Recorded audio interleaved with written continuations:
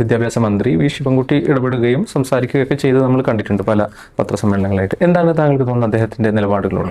അതായത് ഇനി ഞാൻ ചോദിക്കുന്നത്, ഒരു മുസ്ലിം മാനേജ്മെന്റ് സ്കൂളിൽ ഇനി മുതൽ കുരിശുമാല ധരിക്കരുത് അല്ലെങ്കിൽ ചന്ദനക്കുറി തൊട്ട് വരരുത് എന്നൊരു ബൈലോ ഇറക്കിയാൽ അതിനോട് നിങ്ങൾ എങ്ങനെയാണ് പ്രതികരിക്കുക? ആ തരത്തിലുള്ള കമന്റുകൾ ഇപ്പോൾ വന്നുകൊണ്ടിരിക്കുന്നു. റിപ്പോർട്ടർ അത് അവതരിപ്പിച്ച ഒരു ആംഗിൾ ഉണ്ടാവും, പിന്നെ അത് രാത്രി ചാനലിൽ ചർച്ച വരുന്ന ഒരു ആംഗിൾ ഉണ്ടാവും, അതിലിരിക്കുന്ന പാനലിസ്റ്റുകൾക്കുള്ള ഒരു അഭിപ്രായം ഉണ്ടാവും. അതിൽ ഏറ്റവും ശരിയായ ഒരു ഭാഗം ഒരാൾ പറയാൻ ശ്രമിച്ചാൽ തന്നെ ഒന്നും പറയാൻ സമ്മതിക്കൂല. അപ്പൊ പിന്നെ മറ്റുള്ള ആളുകൾ പറഞ്ഞ നരേറ്റീവിലേക്ക് വരും. ഈ നരേറ്റീവ് ബിൽഡ് ചെയ്യപ്പെടും. അതിനനുസരിച്ചാണ് പിന്നെ ഭരണകൂടം ചിന്തിക്കുന്നത്, അതിനനുസരിച്ചാണ് പ്രതിപക്ഷം ചിന്തിക്കുന്നത്, അതിനനുസരിച്ചാണ് പിന്നെ സമൂഹം ചിന്തിക്കുന്നത്.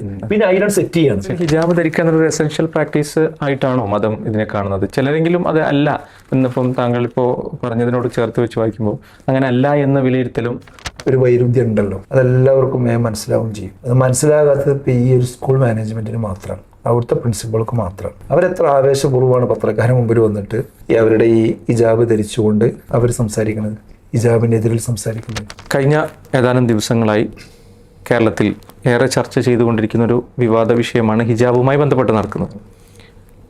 താങ്കൾ തന്നെ അവസാനമായി നടന്ന സ്പോട്ട്ലൈറ്റിൽ ഇതിനെക്കുറിച്ച് കൂടുതൽ വിശദീകരിക്കുകയൊക്കെ ചെയ്യുകയുണ്ടായി. പല ആളുകളും അത് നോക്കിക്കാണുകയും വിലയിരുത്തുകയൊക്കെ ചെയ്തിട്ടുണ്ട്. സത്യത്തിൽ ഇതിങ്ങനെ ചർച്ച ചെയ്തുകൊണ്ടിരിക്കുമ്പോൾ ഇത് കൂടുതൽ വഷളായിക്കൊണ്ടിരിക്കുകയല്ലേ ചെയ്യുന്നത്? ഈ വിവാദം വീണ്ടും വീണ്ടും ഇപ്പം നമ്മൾ ഇതിൻ്റെ സ്റ്റെപ്പ് തന്നെ താങ്കൾ ഇത്ര നേരം വിശദീകരിച്ച സ്റ്റെപ്പ് തന്നെ നോക്കുകയാണെങ്കിൽ ഇത് സമൂഹത്തിൽ ചർച്ച ചെയ്തുകൊണ്ടിരിക്കുന്ന അനുസരിച്ചിട്ട് വഷളാകുന്നൊരു സമീപനത്തിലേക്കല്ലേ പോകുന്നത്? സത്യത്തിൽ ഇത് ചർച്ച ചെയ്താൽ പ്രയാസമുണ്ട്, അതിന് സംശയമൊന്നുമില്ല.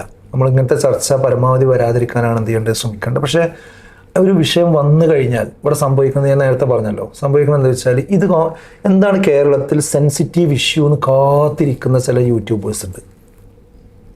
എന്നിട്ട് ആ വിഷയം വന്നു കഴിഞ്ഞാൽ അവർക്ക് വേറെ ജോലിയൊന്നുമില്ല, അവർ വേഗം വരുന്നു, വീഡിയോ ചെയ്യുന്നു, ഒരു 8 മിനിറ്റ് 10 മിനിറ്റ് 12 മിനിറ്റുള്ള വീഡിയോ ചെയ്യുന്നു. ആ വീഡിയോയിൽ അവരുടെ ഒരു പെർസ്പെക്റ്റീവിൽ നിന്നുകൊണ്ടാണ് സംസാരിക്കുകയാണ്. ആ സംസാരത്തിൽ എന്താ വെച്ചാൽ മിക്കവാറും ആളുകളിൽ ഇടപെടുന്നത് ഇതൊരു പോളറൈസേഷന് വേണ്ടി ഇത്തരം ആയുധങ്ങൾ ഉപയോഗിക്കുകയാണ്. കാരണം പ്രത്യേകിച്ച് എന്താ വെച്ചാൽ കേരളത്തിൽ പിന്നെ ക്രൈസ്തവ സമൂഹത്തെയും മുസ്ലിം സമൂഹത്തെയും തമ്മിൽ തെറ്റിക്കുക എന്ന അജണ്ട സെറ്റ് ചെയ്തുകൊണ്ട് ഇവിടെ ഒരു ടീം എന്ത് ചെയ്യുന്നുണ്ട്, നന്നായി വർക്ക് ചെയ്യുന്നുണ്ട്. അതിൻ്റെ ഭാഗമായിട്ടാണ് ഈ കാസയുടെ ജനനവും വളർച്ചയും തുടർച്ചയും ഒക്കെ നമ്മൾ കാണുന്നത്. അപ്പോൾ അത് വെച്ചുകൊണ്ട് ഈ വിഷയത്തെ വെച്ചുകൊണ്ട് എങ്ങനെ ഇത് പോളറൈസേഷനിലേക്ക് കൊണ്ടുപോകാം എന്ന ഗവേഷണമാണ് എന്ത് ചെയ്യുന്നത് പല ആളുകൾ നടത്തുന്നത്. അപ്പോൾ ഒരു ഭാഗത്ത് ഈ രീതിയിലുള്ള വ്യാജ പ്രചരണങ്ങൾ, വിദ്വേഷ പ്രചരണങ്ങൾ, ഈ സമയത്ത് കിട്ടിയ അവസരം വെച്ചുകൊണ്ട് ഈ ഇസ്ലാമിലെ ഹിജാബിനെയും അതുപോലെ തന്നെ ഇസ്ലാമിനെയും മുസ്ലിം സമുദായത്തെയും ഒക്കെ അവരുടെ ക്രെഡിബിലിറ്റിയെയും എല്ലാം ചോദ്യം ചെയ്യുന്ന ചോദ്യങ്ങൾ ഇങ്ങനെ ഉന്നയിച്ചുകൊണ്ടിരിക്കുകയാണ്. അപ്പോൾ നമ്മൾ സൈലൻ്റ് ആയി കഴിഞ്ഞാൽ എന്താ സംഭവിക്കുക? ഇതിൻ്റെ ഒരു മറുവശം അറിയാത്ത ആളുകൾ ഈ പറയുന്നതൊക്കെ വസ്തുത എന്ന് കരുതും. പിന്നെ മാത്രമല്ല ഇതിനൊക്കെ കുട പിടിക്കാൻ വേണ്ടി ചില ചാനലുകൾ ചർച്ച നടത്താറുണ്ട്. ആ ചാനൽ ചർച്ച നടത്തുമ്പോൾ അതിലെന്ത് ചെയ്യും, പാനലിസ്റ്റുകളുടെ കൂട്ടത്തിൽ മുസ്ലിം പേരുള്ള ആളുകളെയും കൊണ്ടുവന്നിരുത്തും. യഥാർത്ഥത്തിൽ അവർ എക്സ് മുസ്ലിമികളാണ്. എക്സ് മുസ്ലിം എന്ന് പറഞ്ഞാൽ മുസ്ലിം സമുദായത്തിൽ ജനിച്ചു, പക്ഷെ പിന്നീട് ഇസ്ലാം വിരുദ്ധ പക്ഷത്തേക്ക് പോയി, അങ്ങനെ ഇസ്ലാം വിട്ടവരാണ് യഥാർത്ഥത്തിൽ. എന്നിട്ട് ഞങ്ങൾ മുസ്ലിങ്ങൾ തന്നെയാണെന്ന് സ്വയം വാദിച്ചുകൊണ്ട് നിൽക്കുകയാണ്. 24 മണിക്കൂർ അവരുടെ പരിപാടി എന്താ വെച്ചാൽ ഇസ്ലാമിനെയും മുസ്ലിമിനെയും കുറ്റം പറയാം, പേര് മുസ്ലിം ആയിരിക്കും. അപ്പോൾ ഈ മുസ്ലിം പേര് വെച്ചുകൊണ്ട് ഈ കാര്യങ്ങൾ ഇങ്ങനെ പറയുമ്പോൾ എന്താ സംഭവിക്കുക? ഒരു പിന്നെ മുസ്ലിം അല്ലാത്തൊരു വ്യക്തി കാണുമ്പോൾ അപ്പോൾ മുസ്ലിങ്ങൾക്ക് തന്നെ ഈ വിഷയത്തിൽ എന്തുണ്ട്, ഇങ്ങനത്തെ ഭിന്നതകളുണ്ട് എന്നാണ് വരിക. അപ്പൊ നമുക്ക് സ്വാഭാവികമായിട്ടും ഇതിനെ നിജസ്ഥിതി എന്ത് ചെയ്യേണ്ടി വരും, പറയേണ്ടി വരും. ആ നിജസ്ഥിതി പറയുന്നതിന്റെ ഭാഗമായിട്ടാണ് നമ്മൾ ഇതിൽ ഇടപെടുന്നതും ഈ വിഷയം ചർച്ച ചെയ്യുന്നത്. അപ്പൊ ഇത് ചർച്ച വഷളാക്കാനല്ല, ഇത് അന്തരീക്ഷം കലുഷിതമാകാതിരിക്കുവാൻ വേണ്ടി നമ്മൾ നിർബന്ധിതാവസ്ഥയിൽ കാര്യങ്ങൾ പറയേണ്ടി വരികയാണ്. ഇതിൽ നോക്കൂ, ഇപ്പോൾ ഇതൊരു ക്രിസ്ത്യൻ മാനേജ്മെന്റിന്റെ സ്കൂളിൽ ഒരു മുസ്ലിം പെൺകുട്ടി പുറത്താക്കപ്പെടുന്നു. അവിടെ സത്യത്തിൽ മുസ്ലിം സമുദായം അല്ലെ മുസ്ലിം സമുദായ സംഘടനകൾ അവരെടുക്കേണ്ട ഒരു ജാഗ്രത എന്താണ്, അവരെടുക്കേണ്ട ഒരു നിലപാട് എന്താണ്? മുസ്ലിം സംഘടനകൾക്ക് ഈ വിഷയത്തിൽ ധാരാളം കാര്യങ്ങൾ ചെയ്യാനുണ്ട്. ഉണർന്ന് ചിന്തിക്കേണ്ട സമയമാണ് ഇപ്പോൾ. കാരണം എന്താ വെച്ചാൽ ഇപ്പോൾ കുറച്ച് കാലമായിട്ട് കേരളത്തിൽ ഈ മുസ്ലിം പിന്നെ വിഷയങ്ങൾ പെട്ടെന്ന് എന്ത് ചെയ്യുന്നുണ്ട്, ഒരു സെൻസിറ്റീവായ അവസ്ഥയിലേക്ക് ചർച്ച വരുന്നുണ്ട്. ആ ചർച്ച വരുമ്പോഴൊക്കെ അതിൽ അകപ്പെട്ടു പോയ ആളുകൾ ഒറ്റപ്പെട്ടു പോകുന്നൊരു സാഹചര്യം.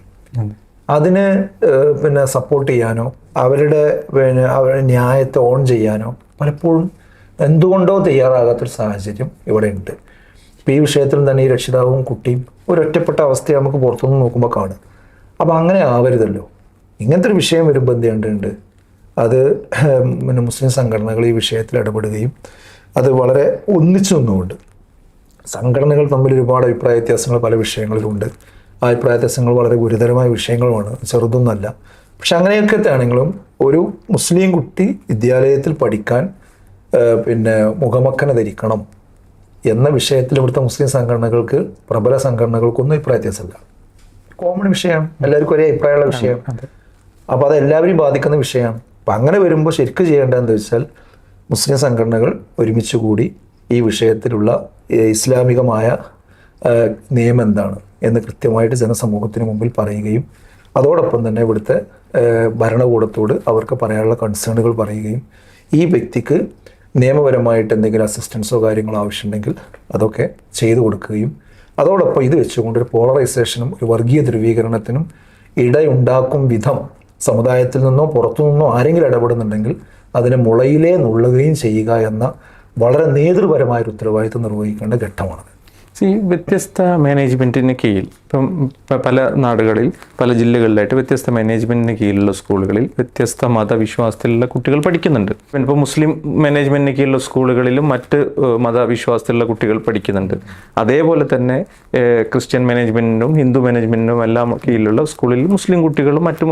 അപ്പോൾ ഇതൊരു മതേതര കൺസെപ്റ്റിൽ പോയിക്കൊണ്ടിരിക്കെ ഇവർക്കെല്ലാം മൊത്തത്തിൽ എന്താണ് താങ്കൾക്ക് ഒരു നിർദ്ദേശം? ഓക്കെ, അത് വളരെ പ്രധാനപ്പെട്ട ഒരു ചോദ്യമാണത്. അതായത് പ്രത്യേകിച്ച് ഇപ്പോൾ ഒരു ഇഷ്യൂ വന്നതാണല്ലോ. അപ്പോൾ അതിൽ എല്ലാ മാനേജ്മെൻറ്റുകൾക്കും ഇതിലൊരു പാഠമുണ്ട്. അവർക്കൊക്കെ ഒരു ആത്മവിചിന്തനത്തിന് കൂടി പറ്റുന്ന ഒരു സന്ദർഭമാണ്. അതിൽ എനിക്ക് പറയാനുള്ള ഒറ്റ കാര്യം എന്താ വെച്ചാൽ, നമ്മുടെ യൂണിഫോമുകൾ എന്ന് പറയുന്നത് നമ്മുടെ മതത്തെ പുറത്ത് നിർത്തിക്കൊണ്ടുള്ളൊരു യൂണിഫോം ആവരുത്. യൂണിഫോം ആവശ്യമാണ്. യൂണിഫോമിന് തന്നെ ആവശ്യമുണ്ടോ ഇല്ല എന്നുള്ള ഡിബേറ്റ് നമ്മുടെ നാട്ടിലുണ്ട്.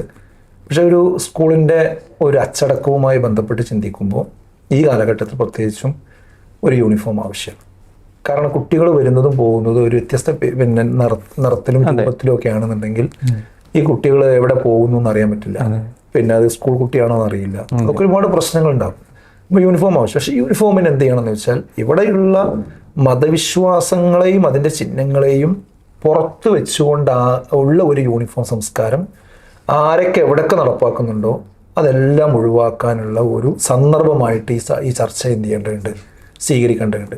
അപ്പോൾ ഒരു മുസ്ലിം പെൺകുട്ടിയെ സംബന്ധിച്ചിടത്തോളം അവർക്ക് തലമറക്കുക, അതുപോലെ ഇവിടെ മുൻകൈ ഒഴിച്ചുള്ള ഭാഗം മുഴുവൻ മറക്കുക, അതേപോലെ തന്നെ അവരുടെ മേൽവസ്ത്രം ഒരു മുട്ട് വരെയെങ്കിലും മുട്ടിന് താഴെ നിൽക്കുന്ന രീതിയിൽ നീട്ടിയിടാനുള്ള ഒരു അനുവാദം ഉണ്ടാവുക. ഇതൊരു മിനിമം സംഗതിയാണ്. അത് അവരുടെ ഡ്രസ്സുമായി ബന്ധപ്പെട്ട് പാലിക്കേണ്ട മര്യാദ. അതുപോലെ ഈ കഴുത്ത് കാണാത്ത രീതിയിൽ എന്തായിരിക്കണം, അവരുടെ ഈ മുഖമക്കനെ താഴേക്ക് ഇറക്കി ഇടണം. ഇത് ചെയ്താൽ മതി. ഒരിക്കലും ഈ യൂണിഫോം എന്ന് പറയുന്നത് കളർ ഏകീകരിച്ചാൽ മതി. എന്നിട്ട് ഈ രീതിയിൽ ആയിക്കഴിഞ്ഞാൽ അതുകൊണ്ട് ഒരു പ്രശ്നം അവിടെ വരാൻ പോകുന്നില്ല. അപ്പോൾ ആ രീതിയിലേക്ക് എല്ലാവരും ചിന്തിക്കുക. അതുപോലെ തന്നെ ഇപ്പോൾ ക്രൈസ്തവ വിഭാഗത്തിലെ ആളുകൾക്ക് ഇപ്പോൾ ശിരോവസ്ത്രം ധരിക്കുന്ന കന്യാസ്ത്രീകൾ ആളുകളുണ്ട്. അതുപോലെ കുരിശുമാല ധരിക്കുന്ന ആൾക്കാരുണ്ട്, പലരും ഉണ്ട്. അതുപോലെ നമ്മുടെ ഹൈന്ദവ വിഭാഗത്തിലാണ് ചന്ദനക്കുറി തൊട്ട് വരുന്ന ആളുകളുണ്ട്. അവർക്ക് അതൊക്കെ അനുവദിച്ചു കൊടുത്തുകൊണ്ട് അതല്ലേ നമ്മളെ ബഹുസ്വരത എന്ന് പറയുന്നത്. അപ്പോഴല്ലേ ഒരു പൊതുവിദ്യാലയത്തിൽ വ്യത്യസ്ത മതവിഭാഗങ്ങൾ ഉണ്ട് എന്നുള്ളൊരു കാഴ്ചപ്പാടിനെ കുട്ടികൾക്ക് കിട്ടുള്ളൂ. അപ്പോഴല്ലേ അത് സഹവർത്തിത്വത്തോടു കൂടി ജീവിക്കാനുള്ളൊരു പരിസരം അവിടെ തന്നെ പ്രാക്ടീസ് ചെയ്യാൻ കഴിയുള്ളൂ. അപ്പോൾ അത് പ്രകടമാകുന്നു എന്നത് എന്തോ ഒരു വലിയ തെറ്റാണെന്നുള്ളവർക്ക് അത് മതേതരത്വത്തിനെതിരാണ് എന്നൊക്കെ പറയുന്ന അജ്ഞത കൊണ്ടാണ്. ഇന്ത്യൻ മതേതരത്വം എന്ന് പറയുന്നത് എന്താണ്, പൗരന് മതമാകാം, നമ്മുടെ സിസ്റ്റത്തിന് മതം പാടില്ല എന്ന് മാത്രമേ ഉള്ളൂ. യൂറോപ്യൻ സെക്കുലറിസമാണ് എൻ്റെ മതനിരാസം എന്ന് പറയുന്നത്. അപ്പോൾ ഇവിടെ മതത്തിൻ്റെ അടയാളങ്ങളോട് കൂടി തന്നെ എന്നാൽ സ്കൂളിൻ്റെ ഒരു കളർ കോഡ് ഏകീകരിച്ചുകൊണ്ടുള്ളൊരു യൂണിഫോം എന്നുള്ള രൂപത്തിലേക്ക് കാര്യങ്ങൾ കൊണ്ടുവരണം. അതുപോലെ തന്നെ പല സ്കൂളുകളിലും ഇപ്പോൾ ഈ വെള്ളിയാഴ്ച കുട്ടികൾക്ക് ചുമഴക്ക് പോകാൻ വലിയ സ്ട്രെസ് അനുഭവിക്കുന്ന, അതായത് കുറേ സ്പെഷ്യൽ പരീക്ഷകളും ക്ലാസ്സുകളും കാര്യങ്ങളൊക്കെ വെച്ച് ഇതിന് പള്ളിയിലേക്ക് പോകുന്ന സമയമുണ്ടല്ലോ, ആ സമയത്ത് കുറേ എൻഗേജ്മെൻറ്റ് വന്ന അവസാനം കുട്ടികൾക്ക് പള്ളിയിലേക്ക് പോകാൻ പറ്റാത്തൊരു സാഹചര്യം പല സ്ഥലത്തുമുണ്ട്. അതുപോലെ പരീക്ഷ വെക്കുന്ന ദിവസം വെള്ളിയാഴ്ചയാവുക, നിരന്തരം സംഭവിച്ചുകൊണ്ടിരിക്കുന്ന കാര്യമാണ്. അപ്പോൾ അതൊക്കെ ഒന്ന് ശ്രദ്ധിച്ച് ഇവിടുത്തെ ഒരു പ്രബല വിഭാഗമല്ലേ ന്യൂനപക്ഷമല്ലേ മുസ്ലിങ്ങൾ എന്ന് പറയുന്നത്. അപ്പോൾ അവരുടെ വെള്ളിയാഴ്ച ദിവസം അതിനെ ബാധിക്കാത്ത രീതിയിലാകണം. അതുപോലെ ഞായറാഴ്ച ദിവസം ഇപ്പോൾ ക്രൈസ്തവ സമൂഹത്തെ സംബന്ധിച്ചിടത്തോളം അവരെ ചർച്ചുള്ള ദിവസമാണ്. അന്ന് കൊണ്ടുപോയിട്ട് സ്പെഷ്യൽ ക്ലാസ്സുകളും കാര്യങ്ങളും വെച്ച് ഇതിന് പോകുന്ന കുട്ടികളെ പ്രയാസപ്പെടുത്താൻ പാടില്ല. അങ്ങനെ ഒരു കൺസേൺ അവർക്ക് ഉണ്ടെങ്കിൽ അത് അനുവദിച്ചു കൊടുക്കണം. അപ്പോൾ അതൊക്കെ അനുവദിച്ചുകൊണ്ടായിരിക്കണം നമ്മൾ എന്ത് ചെയ്യേണ്ടത്, മാനേജ്മെൻറ്റുകൾ അവരുടെ സ്കൂളുകൾ കൈകാര്യം ചെയ്യേണ്ടത്. മാനേജ്മെൻറ്റ് മാത്രമല്ല, സർക്കാർ സ്ഥാപനങ്ങളിലായിരുന്നാലും മാനേജ്മെൻറ്റ് സ്ഥാപനങ്ങളിലായിരുന്നാലും മതത്തെ പുറത്തു നിർത്തിക്കൊണ്ടുള്ള ഒരു മതേതരത്വമല്ല ഇന്ത്യയിലുള്ളത്. മതത്തെ കൂടി ഉൾക്കൊണ്ടുകൊണ്ട് ചേർത്ത് നിർത്തിക്കൊണ്ടുള്ള അവരുടെ മതവിശ്വാസത്തെ ഹേർട്ട് ചെയ്യാത്ത രീതിയിലുള്ള ഒരു രീതിയാണ് ഇവിടെ ക്രമീകരിക്കേണ്ടത്. അതല്ലാതെ എൻ്റെ മതവിശ്വാസം പാലിക്കാൻ, ചിഹ്നങ്ങൾ പ്രകടിപ്പിക്കാൻ എല്ലാവരും പിന്നാലും കത്തും കമ്പിയും അപേക്ഷയും സമ്മർദ്ദമായിട്ട് പിന്നാലെ നടക്കേണ്ട ഒരു ഗതികേട് ഉണ്ടാക്കുന്ന സാഹചര്യം ഒരു സ്ഥാപനത്തിൽ ഉണ്ടാകാൻ പാടില്ല. അതിലേക്ക് കേരളം ചിന്തിക്കാൻ ഇത് കാരണമാണ്. യഥാർത്ഥത്തിൽ സ്കൂളുകൾക്ക് യൂണിഫോം നിശ്ചയിക്കാനുള്ള അധികാരമുണ്ടല്ലോ. അതുപോലെ തന്നെ ഈ യൂണിഫോമുമായി ബന്ധപ്പെട്ടുകൊണ്ടിട്ട് എല്ലാ നിയമങ്ങളും സ്കൂളിൽ ജോയിൻ ചെയ്യുമ്പോൾ തന്നെ എല്ലാ നിയമങ്ങളും പാലിക്കാൻ ഞങ്ങൾ തയ്യാറാണ് എന്ന് എഴുതി ഒപ്പക്കിട്ടതിന് ശേഷം പിന്നീട് ഇത്തരം വിവാദങ്ങൾ ഉന്നയിക്കുക എന്ന് പറയുന്നത് അതൊരു ശരികേടായിട്ടല്ലേ പൊതുസമൂഹം എപ്പോഴും വിലയിരുത്തുകയുള്ളൂ? അല്ല, അതൊരു പിന്നെ ഇപ്പം ഈ രക്ഷിതാവിൻ്റെ കാര്യത്തിലാണ് സ്പെസിഫിക് ആയിട്ടാണ് സംസാരിക്കുന്നതെങ്കിൽ ഞാൻ ആ രക്ഷിതാവിനോട് നേരിട്ട് സംസാരിച്ചതാണ്. അപ്പോൾ അവർ പറഞ്ഞതെന്ന് വെച്ചാൽ ഞാൻ അവിടെ പോയി ചേർന്നു, എൻ്റെ കുട്ടിയെ ചേർത്തു, കാര്യങ്ങളൊക്കെ പറഞ്ഞു. പക്ഷേ ഇങ്ങനെ ഒരു സംഗതി ഒന്നും എന്നെ കൊണ്ട് എഴുതി ഒപ്പിടിച്ചിട്ടൊന്നുമില്ല എന്നാണ് പറഞ്ഞത്. അദ്ദേഹം പറഞ്ഞാണ് ഒപ്പിടിച്ചിട്ടില്ല. അദ്ദേഹം പത്രക്കാരോട് പറഞ്ഞു എന്ന് ഞാൻ മനസ്സിലാക്കുന്നത്. എന്നാൽ അവിടുത്തെ നോംസ് ആൻഡ് കണ്ടീഷൻസ് ഡയറിയിലുണ്ട്, യൂണിഫോം അടക്കമുള്ള കാര്യങ്ങളുടെ നയങ്ങൾ അതിലുണ്ട് എന്ന് പറഞ്ഞിട്ടുണ്ട്. അതവർക്ക് കാണിച്ചു കൊടുത്തിട്ടുണ്ട്, അതവർ കണ്ടിട്ടുണ്ട്. പക്ഷെ അത് കാണുമ്പോൾ ഇവർ ഒന്നുകിൽ എന്ത് ചെയ്യണം, ഇത് വയലേറ്റ് ചെയ്യാൻ പാടില്ല, നിങ്ങൾ തട്ടിട്ട് വരാൻ പാടില്ല, അങ്ങനത്തെ കർശനമായൊരു ഒരു വർത്തമാനം രക്ഷിതാവിൻ്റെ ഭാഗത്ത് നിന്ന് സ്കൂളിൻ്റെ ഭാഗത്ത് നിന്ന് അവിടെ നടക്കണം. അങ്ങനെ ഉണ്ടായിട്ടില്ല. അപ്പോൾ ഇവരിത് കേട്ടു. രക്ഷിതാവ് എന്ത് വിചാരിച്ചു, ഇത് സാധാരണ ഈ മഫ്ത് ധരിച്ചുകൊണ്ട് പോകാൻ പറ്റും എന്ന് മനസ്സിലാക്കി അവർ പിരിഞ്ഞു പോയി. പിന്നെ ആ കുട്ടി ആ നിലക്ക് വരാൻ ശ്രമിച്ചപ്പോൾ തടസ്സങ്ങളുണ്ടായി. അപ്പോൾ കുട്ടി ഈ പ്രശ്നം വീട്ടിൽ പറയും. അപ്പോൾ വീട്ടിൽ പറയുമ്പോൾ ശരിയായിക്കോളും എന്ന് പറയും. പിന്നെ അത് ആ രീതിയിലുള്ള തടസ്സങ്ങൾ വരും. അവസാനം അവരുടെ ഉമ്മ പല തവണ എന്ത് ചെയ്തിട്ടുണ്ട്, സ്കൂളിൽ നേരിട്ട് വന്നിട്ട് ഈ വിഷയം ധരിപ്പിച്ചിട്ടുണ്ട്. പക്ഷേ അതിന് വേണ്ടത്ര പരിഗണന കിട്ടുന്നില്ല. പിന്നെ കുട്ടിയുടെ അസുഖവും അവരുടെ വീട്ടിലെ പല പരിപാടികളും കാരണം കുറച്ച് ആബ്സൻസി കുട്ടിക്ക് വന്നിട്ടുണ്ട്. അങ്ങനെയൊക്കെയാണ് കുറച്ച് ഈ ജൂണിന് ശേഷം ഇത്രയും കാലം അത് നീണ്ടു പോന്നിട്ടുള്ളത്. പിന്നെ രണ്ടാമത് ഇപ്പോൾ സ്കൂൾക്ക് പോയപ്പോൾ ഒന്നുകൂടെ അത് ഒരു സ്ട്രെസ് കൊടുത്ത് അവരെ ഉപ്പയിലിടപെട്ട് കോളേജിൽ വന്ന് സ്കൂളിൽ വന്ന് സംസാരിച്ച് അപ്പോഴാണ് സ്കൂളിൻ്റെ അധികൃതരും അവരുടെ നിലപാട് എന്ത് ചെയ്യുന്നത് വ്യക്തമാക്കുന്നത്. ഈ കുട്ടി ഒരു ദിവസം വന്നപ്പോൾ ഇത് ഷാൾ ഒഴിവാക്കാൻ പറ്റൂല എന്ന് പറഞ്ഞപ്പോൾ അവളെ ആ സൈക്കിൾ നിർത്തുന്ന സ്റ്റാൻഡുണ്ട്, അവിടെ നിർത്തി രക്ഷിതാവിനെ വിളിച്ച് പറഞ്ഞു. രക്ഷിതാവ് വരുന്നത് വരെ ഏകദേശം 1 മണിക്കൂർ സമയം കുട്ടി അവിടെ നിൽക്കുകയാണ്. സ്കൂൾ നടക്കുമ്പോൾ ഒരു കുട്ടി ബാഗും തൂക്കിയിട്ട് പുറത്ത് വെയിലത്ത് നിൽക്കേണ്ട ഒരു അവസ്ഥ വരിക പറഞ്ഞാൽ എത്ര ഗുരുതരമാണ് വിഷയം. അത് പിന്നെ കഴിഞ്ഞ് പിന്നെ രണ്ടാമത്തെ ദിവസം പിന്നെ വീണ്ടും അങ്ങനത്തെ നിർത്തുക. ഇതൊക്കെ എന്തിൻ്റെ പേരില്ല? ഇത്രക്ക് ഗുരുതരമായ രീതിയിൽ ഇത് കൈകാര്യം ചെയ്യാൻ പാടുണ്ടോ? അപ്പോൾ അത് ഒരിക്കലും എന്തല്ല ഒപ്പിട്ടു എന്നൊക്കെ പറഞ്ഞിട്ടുള്ള ഒരു രീതിയിലേക്ക് ഇത് ഇങ്ങനെ കൊണ്ടുവരുന്നത് അടിച്ചേൽപ്പിക്കൽ തന്നെയാണ്. പിന്നെ കോർട്ടിൻ്റെ ഓർഡർ ഉണ്ട്, എന്ത് മാനേജ്മെൻറ്റ് സ്കൂളിന് അവർക്കൊരു സിസ്റ്റം ഉണ്ടാക്കാം എന്ന് പറഞ്ഞിട്ട് ആ സിസ്റ്റം ഉണ്ടാക്കുന്നത് PTA ആണല്ലോ. ആ PTA ഒരു തുറന്ന ചർച്ചയ്ക്ക് വെച്ച് അവിടെ വേറെയും കുറേ മുസ്ലിം രക്ഷിതാക്കളുടെ കുട്ടികളുണ്ടല്ലോ, അവരോടൊക്കെ ശരിക്കും അവരെ മനസ്സറിഞ്ഞൊരു ചോദ്യം ചോദിച്ചാൽ പല കുട്ടികളും ഗേറ്റ് വരെ ഇത് ധരിക്കുന്ന ആളുകളാണ്. അവിടെ അഴിച്ചു വെച്ചിട്ടാണ് ഉള്ളിലേക്ക് കയറുന്നത്. ഇവിടെ ഇവർ പറയണത് നമ്മളെ സ്കൂളിൽ ഇനി മുതൽ അത് ധരിക്കുന്നതിന് കുഴപ്പമില്ല, നിങ്ങൾക്ക് ആർക്കെങ്കിലും ആവശ്യമുണ്ടോ എന്നൊരു ചോദ്യം ചോദിക്കട്ടെ, ഫ്ലെക്സിബിളായിട്ട് ചോദിക്കട്ടെ. ആൾക്കാർ ഇഷ്ടം പോലെ അത് ആവശ്യമുണ്ട് എന്ന് പറയും. പക്ഷെ അത് പറയാത്തത് എന്തുകൊണ്ടാന്ന് വെച്ചാൽ സ്കൂളിൽ ഒരു അഡ്മിഷൻ കിട്ടി, ഞാനായിട്ട് അത് പറഞ്ഞിട്ട് ഈ സ്കൂളിൽ ഒരു പ്രശ്നം വരണ്ട എന്ന് വിചാരിച്ച എല്ലാവരും സൈലന്റ് ആകണം. ആ സൈലന്റ് ആകുന്ന സാഹചര്യത്തെ എടുത്തുപയോഗിച്ചുകൊണ്ടാണ് എന്ത് ചെയ്യണത് PTA തീരുമാനിച്ചത്. അവിടെയാണ് വിവേകം പ്രവർത്തിക്കേണ്ടത്. അതായത് ഈ കോടതിന്റെ മുമ്പിൽ ഒരു വിഷയം വന്ന് കോടതിയിൽ നിന്ന് ഒരു വിധി വന്നു എന്നൊക്കെ പറയുന്നത്, കോടതിന്റെ മുമ്പിൽ എത്തുന്ന വിഷയത്തിനനുസരിച്ചാണ് കോടതി എന്ത് ചെയ്യുക, വിധി വരാം. ഇത് എസെൻഷ്യൽ പ്രാക്ടീസ് ആണെന്ന് കൃത്യമായിട്ട് കോടതിനെ ധരിപ്പിക്കാൻ കഴിഞ്ഞിരുന്നുവെങ്കിൽ കോടതിയിൽ നിന്ന് എന്ത് ചെയ്യൂല, അങ്ങനത്തെ ഒരു സാധനം വരില്ല. അത് ഇനിയും ചെയ്യാവുന്നതേ ഉള്ളൂ. അപ്പോൾ അതിൽ അന്തിമ വിധിയായിട്ട് വന്നിട്ടൊന്നുമില്ല ഇപ്പോൾ ആ കാര്യങ്ങൾ. ഇനിയും സുപ്രീം കോടതിയൊക്കെ ബാക്കി നിൽക്കുന്നുണ്ടല്ലോ. നേരത്തെ ഉടുപ്പിയിലുണ്ടായ വിഷയത്തിലുള്ള വിധിയും തന്നെ അന്തിമമായ തീരുമാനം ഒന്നും വന്നിട്ടില്ല. അപ്പം അങ്ങനെ കൺഫ്യൂസ്ഡായി നിൽക്കുന്ന ഒരു വിഷയത്തിൽ എന്തിനാണ് മാനേജ്മെന്റ് ഇങ്ങനെ ഒരു ഷാഠ്യത്തോടു കൂടിയുള്ളൊരു നിലപാട് സെറ്റ് ചെയ്യേണ്ട കാര്യമില്ലല്ലോ. ഇതിൽ തുടക്കം മുതലേ ബഹുമാനപ്പെട്ട വിദ്യാഭ്യാസ മന്ത്രി വി ശിവൻകുട്ടി ഇടപെടുകയും സംസാരിക്കുകയൊക്കെ ചെയ്ത് നമ്മൾ കണ്ടിട്ടുണ്ട് പല പത്രസമ്മേളനങ്ങളായിട്ട്. എന്താണ് താങ്കൾക്ക് തോന്നുന്നത് അദ്ദേഹത്തിൻ്റെ നിലപാടുകളോട്? അല്ല, വിദ്യാഭ്യാസ മന്ത്രി ഈ വിഷയം വന്നപ്പോൾ പെട്ടെന്ന് ആക്ട് ചെയ്തു എന്നുള്ളത് നമ്മളത് പോസിറ്റീവായിട്ട് കാണേണ്ട കാര്യമാണ്. കാരണം പൊതുവിദ്യാലയത്തിൽ ഉണ്ടാകുന്ന വിഷയങ്ങളെ പെട്ടെന്ന് അഡ്രസ്സ് ചെയ്യുക എന്നുള്ളത് ഒരു നല്ല ലക്ഷണമാണ്. അപ്പോൾ അത് നല്ല കാര്യമാണ്.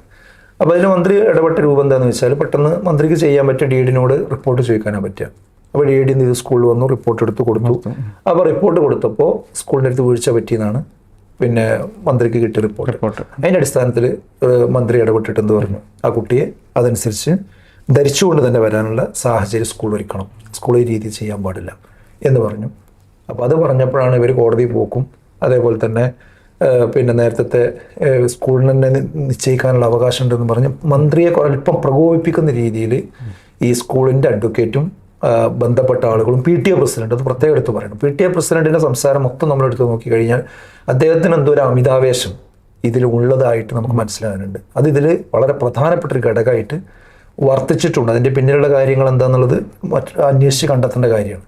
അപ്പോൾ ആ രീതിയിലേക്ക് ഇവരെന്ത് ചെയ്തു, പ്രതികരണങ്ങളും കാര്യങ്ങളും വന്നു. അപ്പോൾ മന്ത്രിക്കും എന്തായി, അല്പം പ്രശ്നം വന്നു. അപ്പോൾ മന്ത്രി അനുസരിച്ച് കടുപ്പിച്ച് സംസാരിച്ചു. അപ്പോഴാണ് ഈ കുട്ടി ഇനി അവിടെ പിന്നെ സാധാരണ മഫ്തിടാതെ തന്നെ സ്കൂളിൻ്റെ നിയമം അനുസരിച്ചുകൊണ്ട് തന്നെ പോകാൻ തയ്യാറായി എന്നുള്ള വാർത്ത എന്ത് ചെയ്യുന്നത് പുറത്തു വരുന്നത്. അപ്പോൾ മന്ത്രി പറഞ്ഞു, കുട്ടിക്ക് പ്രശ്നമില്ലെങ്കിൽ രക്ഷിതാവിനും പ്രശ്നമില്ലെങ്കിൽ ഞാൻ ആ വിഷയം വിട്ടു. ഇത്രയോ ഇതാണ്. പക്ഷേ ഇവിടെ നമുക്ക് പറയാനുള്ളത് എന്താ വെച്ചാൽ പിന്നെ വിദ്യാഭ്യാസ വകുപ്പ് നിന്ന് ഇങ്ങനെ തീരുമാനം ഉണ്ടാകുമ്പോൾ അത് ഇതിനു മുമ്പും വേറെ കുറച്ച് ഇഷ്യൂസുകൾ ഇവിടെ ഉണ്ടായിട്ടുണ്ട്. അതിൽ വന്ന സംഭവം എന്താ വെച്ചാൽ ഈ ലിബറൽ ആശയങ്ങൾ ഒരു അടിച്ചേൽപ്പിക്കുന്നൊരു സ്വഭാവം പല സന്ദർഭങ്ങളിലായിട്ട് കേരളത്തിലുണ്ടായിട്ടുണ്ട്, പൊതുവിദ്യാലയത്തിലുണ്ടായിട്ടുണ്ട്. അതിനെതിരിൽ ചില പ്രതികരണങ്ങളും രേഖപ്പെടുത്തപ്പെട്ടിട്ടുണ്ട്. അതുപോലെ തന്നെ അവനവൻ്റെ വിശ്വാസത്തിന് യോജിക്കാത്ത ചില കാര്യങ്ങൾ ആഘോഷത്തിൻ്റെ ഭാഗമായി വിദ്യാലയത്തിലേക്ക് വന്നപ്പോൾ അതിൽ നിന്ന് വിട്ടു നിൽക്കുന്ന സാഹചര്യങ്ങൾ ഉണ്ടായിട്ടുണ്ട്. ഇതിൻ്റെയൊക്കെ പേരിൽ ചില ഇടപെടലുകൾ ഉണ്ടായിട്ടുണ്ട്. അത് തീർത്തും ഇപ്പം എടുത്ത നിലപാടിനെതിരായിരുന്നു. ഇപ്പം മന്ത്രി എടുത്ത നിലപാടിന് നേരെ ഇപ്പം മന്ത്രി എന്താണ്, ആ കുട്ടിൻ്റെ അവകാശത്തോടൊപ്പം നിൽക്കണമെന്ന് പറഞ്ഞത്. അതേപോലെ നേരത്തെ ഉള്ളത് അധ്യാപകരാണ്. അധ്യാപകരും ഇതേപോലെ തന്നെ അവരുടെ മതവിശ്വാസത്തിനെ സംസ്കാരത്തിനെ ബാധിക്കുന്നത് കൊണ്ടാണ് അവർ ആ അത്തരം ലിബറൽ ആശയങ്ങളിൽ നിന്ന് വിട്ടു നിൽക്കുന്നതിൻ്റെ സംസ്കാരത്തിന് യോജിക്കൂല എന്ന് പറഞ്ഞു.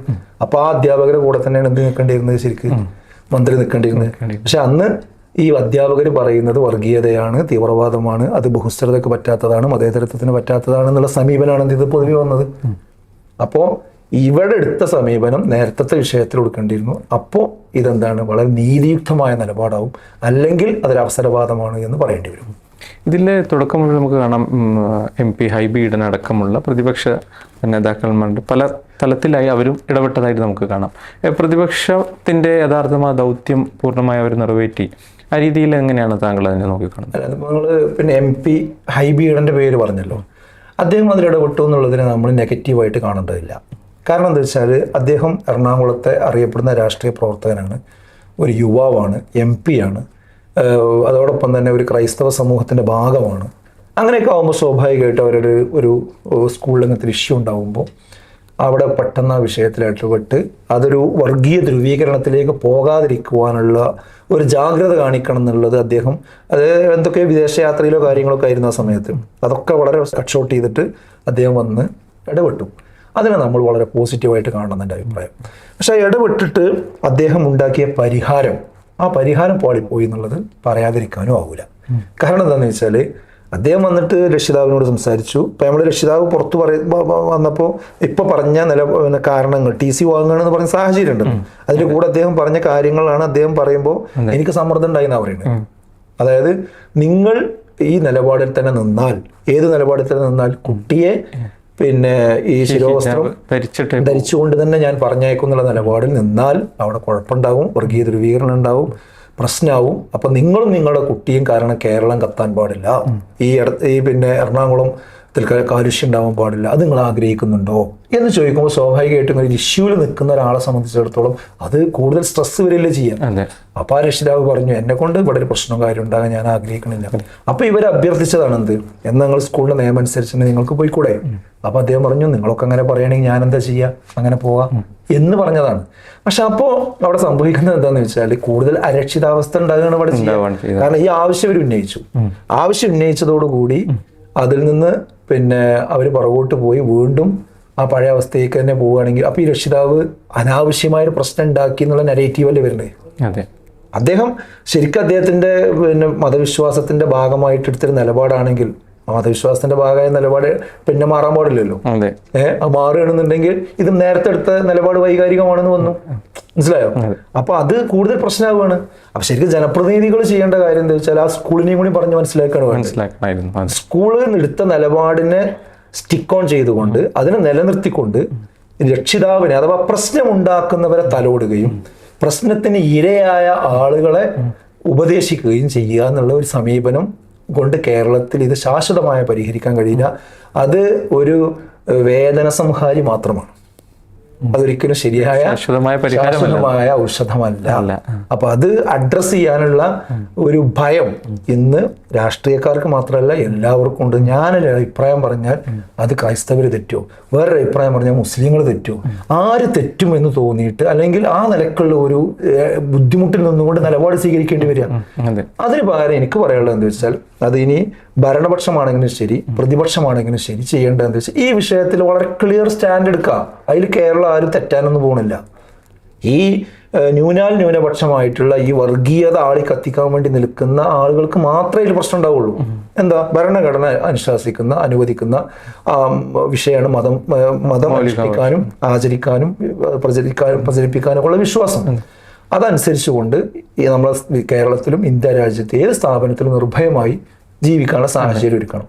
അതൊരുക്കാൻ എന്ത് ചെയ്യണം? സ്കൂളും ഒക്കെ ആ സാഹചര്യത്തിലേക്ക് വരണം എന്ന സ്റ്റാൻഡാണ് എടുക്കേണ്ടത്. അത് അവരെ പറഞ്ഞ് മനസ്സിലാക്കുകയാണ് വേണ്ടത്.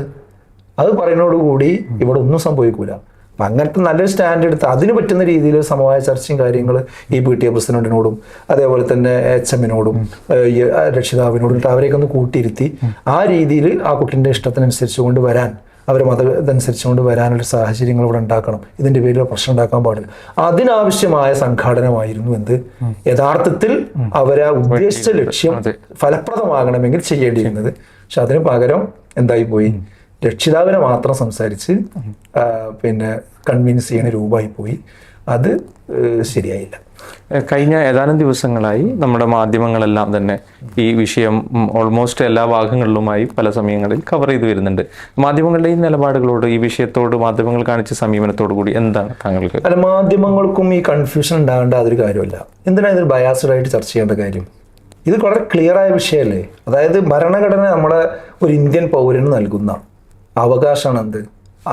അവനവൻ്റെ മതം വിശ്വസിച്ചുകൊണ്ട് ആചരിച്ചുകൊണ്ട് അതിൻ്റെ ചിഹ്നങ്ങൾ പുറത്ത് കാണിച്ചുകൊണ്ട് തന്നെ ഇവിടെ വിദ്യാഭ്യാസം നേടാനും അതുപോലെ തന്നെ കുട്ടികളെ പഠിപ്പിക്കാനും മറ്റു കേന്ദ്രങ്ങളിൽ ജോലി ചെയ്യാനും പിന്നെ വളരെ സ്പെസിഫിക് ആയിട്ടുള്ള ചില കേന്ദ്രങ്ങളിൽ ചില പ്രത്യേക കാരണങ്ങളാൽ ഭൗതിക കാരണങ്ങളാൽ ചില കാര്യങ്ങൾ റെസ്ട്രിക്ഷൻസ് ഉണ്ട്. അത് വളരെ ചുരുക്കിയേ ഉള്ളൂ. അങ്ങനത്തെ റെസ്ട്രിക്ഷൻ ഈ വിഷയത്തിൽ പ്രത്യേകം എടുത്തു പറഞ്ഞിട്ടില്ല. ഇപ്പോൾ ഒരു കുട്ടി ഒരു മഫ്ത ധരിച്ചുകൊണ്ട് ക്ലാസ്സിൽ വന്നിരുന്നു എന്നുള്ളത് കൊണ്ട് വിദ്യാഭ്യാസത്തിന് എന്ത് തകരാറുണ്ടാകുന്നത്? അടുത്തിരിക്കുന്ന കുട്ടിക്ക് എന്ത് വേദന ഉണ്ടാകുന്നത്? ആ സ്കൂളിൽ എന്ത് അന്തരീക്ഷ പ്രശ്നം ഉണ്ടാകുന്നത്? ഒന്നുമില്ലല്ലോ. അപ്പൊ അങ്ങനെയൊന്നും ഇല്ലാത്ത വിഷയമാണത്. അങ്ങനെ എന്തെങ്കിലും ഉള്ള കാര്യത്തിൽ മാത്രമേ എന്തുണ്ടാവുള്ളൂ പ്രത്യേക തീരുമാനം. ബാക്കിയുള്ളതിലൊക്കെ ആ രീതിയിൽ പിന്നെ മുന്നോട്ട് പോകാന്നുള്ളതാണ് ഇവിടുത്തെ ഡിഫാൾട്ട്.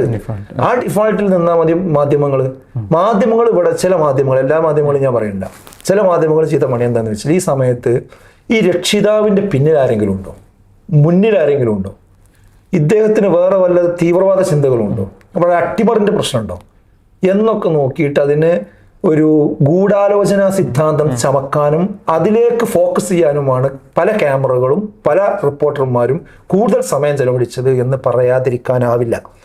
അത് കൃത്യമായി കേരളം തിരിച്ചറിഞ്ഞിട്ടുണ്ട്. അത് കൃത്യമായ ഉള്ളിലുള്ള മുസ്ലിം വിരുദ്ധത പുറത്ത് കാണിക്കാൻ കിട്ടിയ അവസരത്തെ ഇവർ ഉപയോഗിക്കുന്നു എന്നുള്ളതാണ്. പക്ഷെ അങ്ങനെയൊക്കെ ഉപയോഗിച്ചാലും അവർക്ക് തിരിച്ചൊരു ചോദ്യം ചോദിച്ചാൽ അവർക്ക് രക്ഷപ്പെടാൻ കഴിയില്ല. നമ്മുടെ ഡോക്ടർ അബ്ദുള്ള ബാസിൽ ഒരു ചാനലിൽ ചർച്ചയ്ക്ക് പോയിരുന്നു. അപ്പോൾ ആങ്കർ ഈ വിഷയങ്ങൾ ചോദിച്ചപ്പോൾ അവന് തിരിച്ചൊരു ചോദ്യം ചോദിച്ചു. അല്ല, ഇത് ഒരു മുസ്ലിം മാനേജ്മെൻ്റ് ആണെന്ന് കരുതുക. ആ മുസ്ലിം മാനേജ്മെൻറ്റിൽ പിന്നെ ഒരു കന്യാസ്ത്രീ അല്ലെങ്കിൽ വേറെ ഒരു മതവിശ്വാസി അവരുടെ മതം അനുസരിച്ചുകൊണ്ട് ഡ്രസ്സ് ധരിക്കാൻ വേണ്ടി ആവശ്യപ്പെടുന്നു. അപ്പോൾ ആ മുസ്ലിം മാനേജ്മെൻറ്റ് ഇത് സംഭവിക്കുന്നില്ല, പാടില്ല എന്ന് പറയും. യൂണിഫോമിൻ്റെ ഭാഗമായി ഇത് പാടില്ല. അപ്പോൾ നിങ്ങളുടെ നിലപാട് എന്തായിരിക്കും ആങ്കറോട് നേരിട്ട് ചോദിക്കുന്നുണ്ട്. അതായത് ഇനി ഞാൻ ചോദിക്കുന്നത്, ഒരു മുസ്ലിം മാനേജ്മെന്റ് സ്കൂളിൽ ഇനി മുതൽ കുരിശുമാല ധരിക്കരുത് അല്ലെങ്കിൽ ചന്ദനക്കുറി തൊട്ട് വരരുത് എന്നൊരു ബൈലോ ഇറക്കിയാൽ അതിനോട് നിങ്ങൾ എങ്ങനെയാണ് പ്രതികരിക്കുക? ആ തരത്തിലുള്ള കമന്റുകൾ ഇപ്പോൾ വന്നുകൊണ്ടിരിക്കുന്നു. അതാണ് ഞാൻ ആ തരത്തിലുള്ള കമന്റുകൾ ഇപ്പോൾ വന്നുകൊണ്ടിരിക്കുന്നു. തരത്തിലുള്ള കമന്റുകൾ സമൂഹ മാധ്യമങ്ങളിൽ ഒരു ക്യാമ്പയിൻ പോലെ വന്നുകൊണ്ടിരിക്കുന്നു. ഇതൊരു സ്കൂളിലെ വിഷയമായിട്ട് കണക്കാക്കുന്നില്ല. അതിനോട് നിങ്ങൾ എങ്ങനെ പ്രതികരിക്കുന്ന ചോദിച്ചത്? അത് നല്ല സാമൂഹ്യ സാഹചര്യമാണോ? ഒരു മുസ്ലിം മാനേജ്മെന്റ് ബൈലോ ഇറക്കുകയാണ്, ചന്ദനക്കുറി തൊട്ട് വരരുത്, അത് മതത്തിന്റേതാണ്, അല്ലെങ്കിൽ പിന്നെ എന്താ പറയാ ശബരിമലക്ക് പോകുമ്പോൾ കറുത്ത വസ്ത്രം ധരിച്ചു വരരുത്, അത് പിന്നെ മതത്തിന്റേതാണ് എന്ന് പറഞ്ഞുകൊണ്ടൊരു ബൈലോ. ശബരിമലയ്ക്ക് പോകുമ്പോൾ കറുത്ത വസ്ത്രം ധരിച്ചുകൊണ്ട് അല്ലെങ്കിൽ മറ്റേതെങ്കിലും നിറമുള്ള യൂണിഫോം ഉള്ള ഒരു സ്കൂളിൽ ഒരു കുട്ടിക്ക് കറുത്ത വസ്ത്രം ധരിച്ച് ശബരിമലയ്ക്ക് പോകുമ്പോൾ വരാൻ സാധിക്കുമോ? ക്രൈസ്തവ മാനേജ്മെന്റ് സ്കൂളിൽ സാധിക്കുമോ? സ്വാഭാവികമായിട്ടും ഈ വിഷയം ഉണ്ടാവില്ലേ? ഇപ്പോൾ തന്നെ വരുന്നുണ്ട്. ഇപ്പോൾ തന്നെ അങ്ങനെ വരാറുണ്ട്. കുട്ടികൾ അങ്ങനെയൊക്കെ വരാറുണ്ട്. അതിൽ ആർക്കും ഒരു അസഹിഷ്ണുതയില്ല.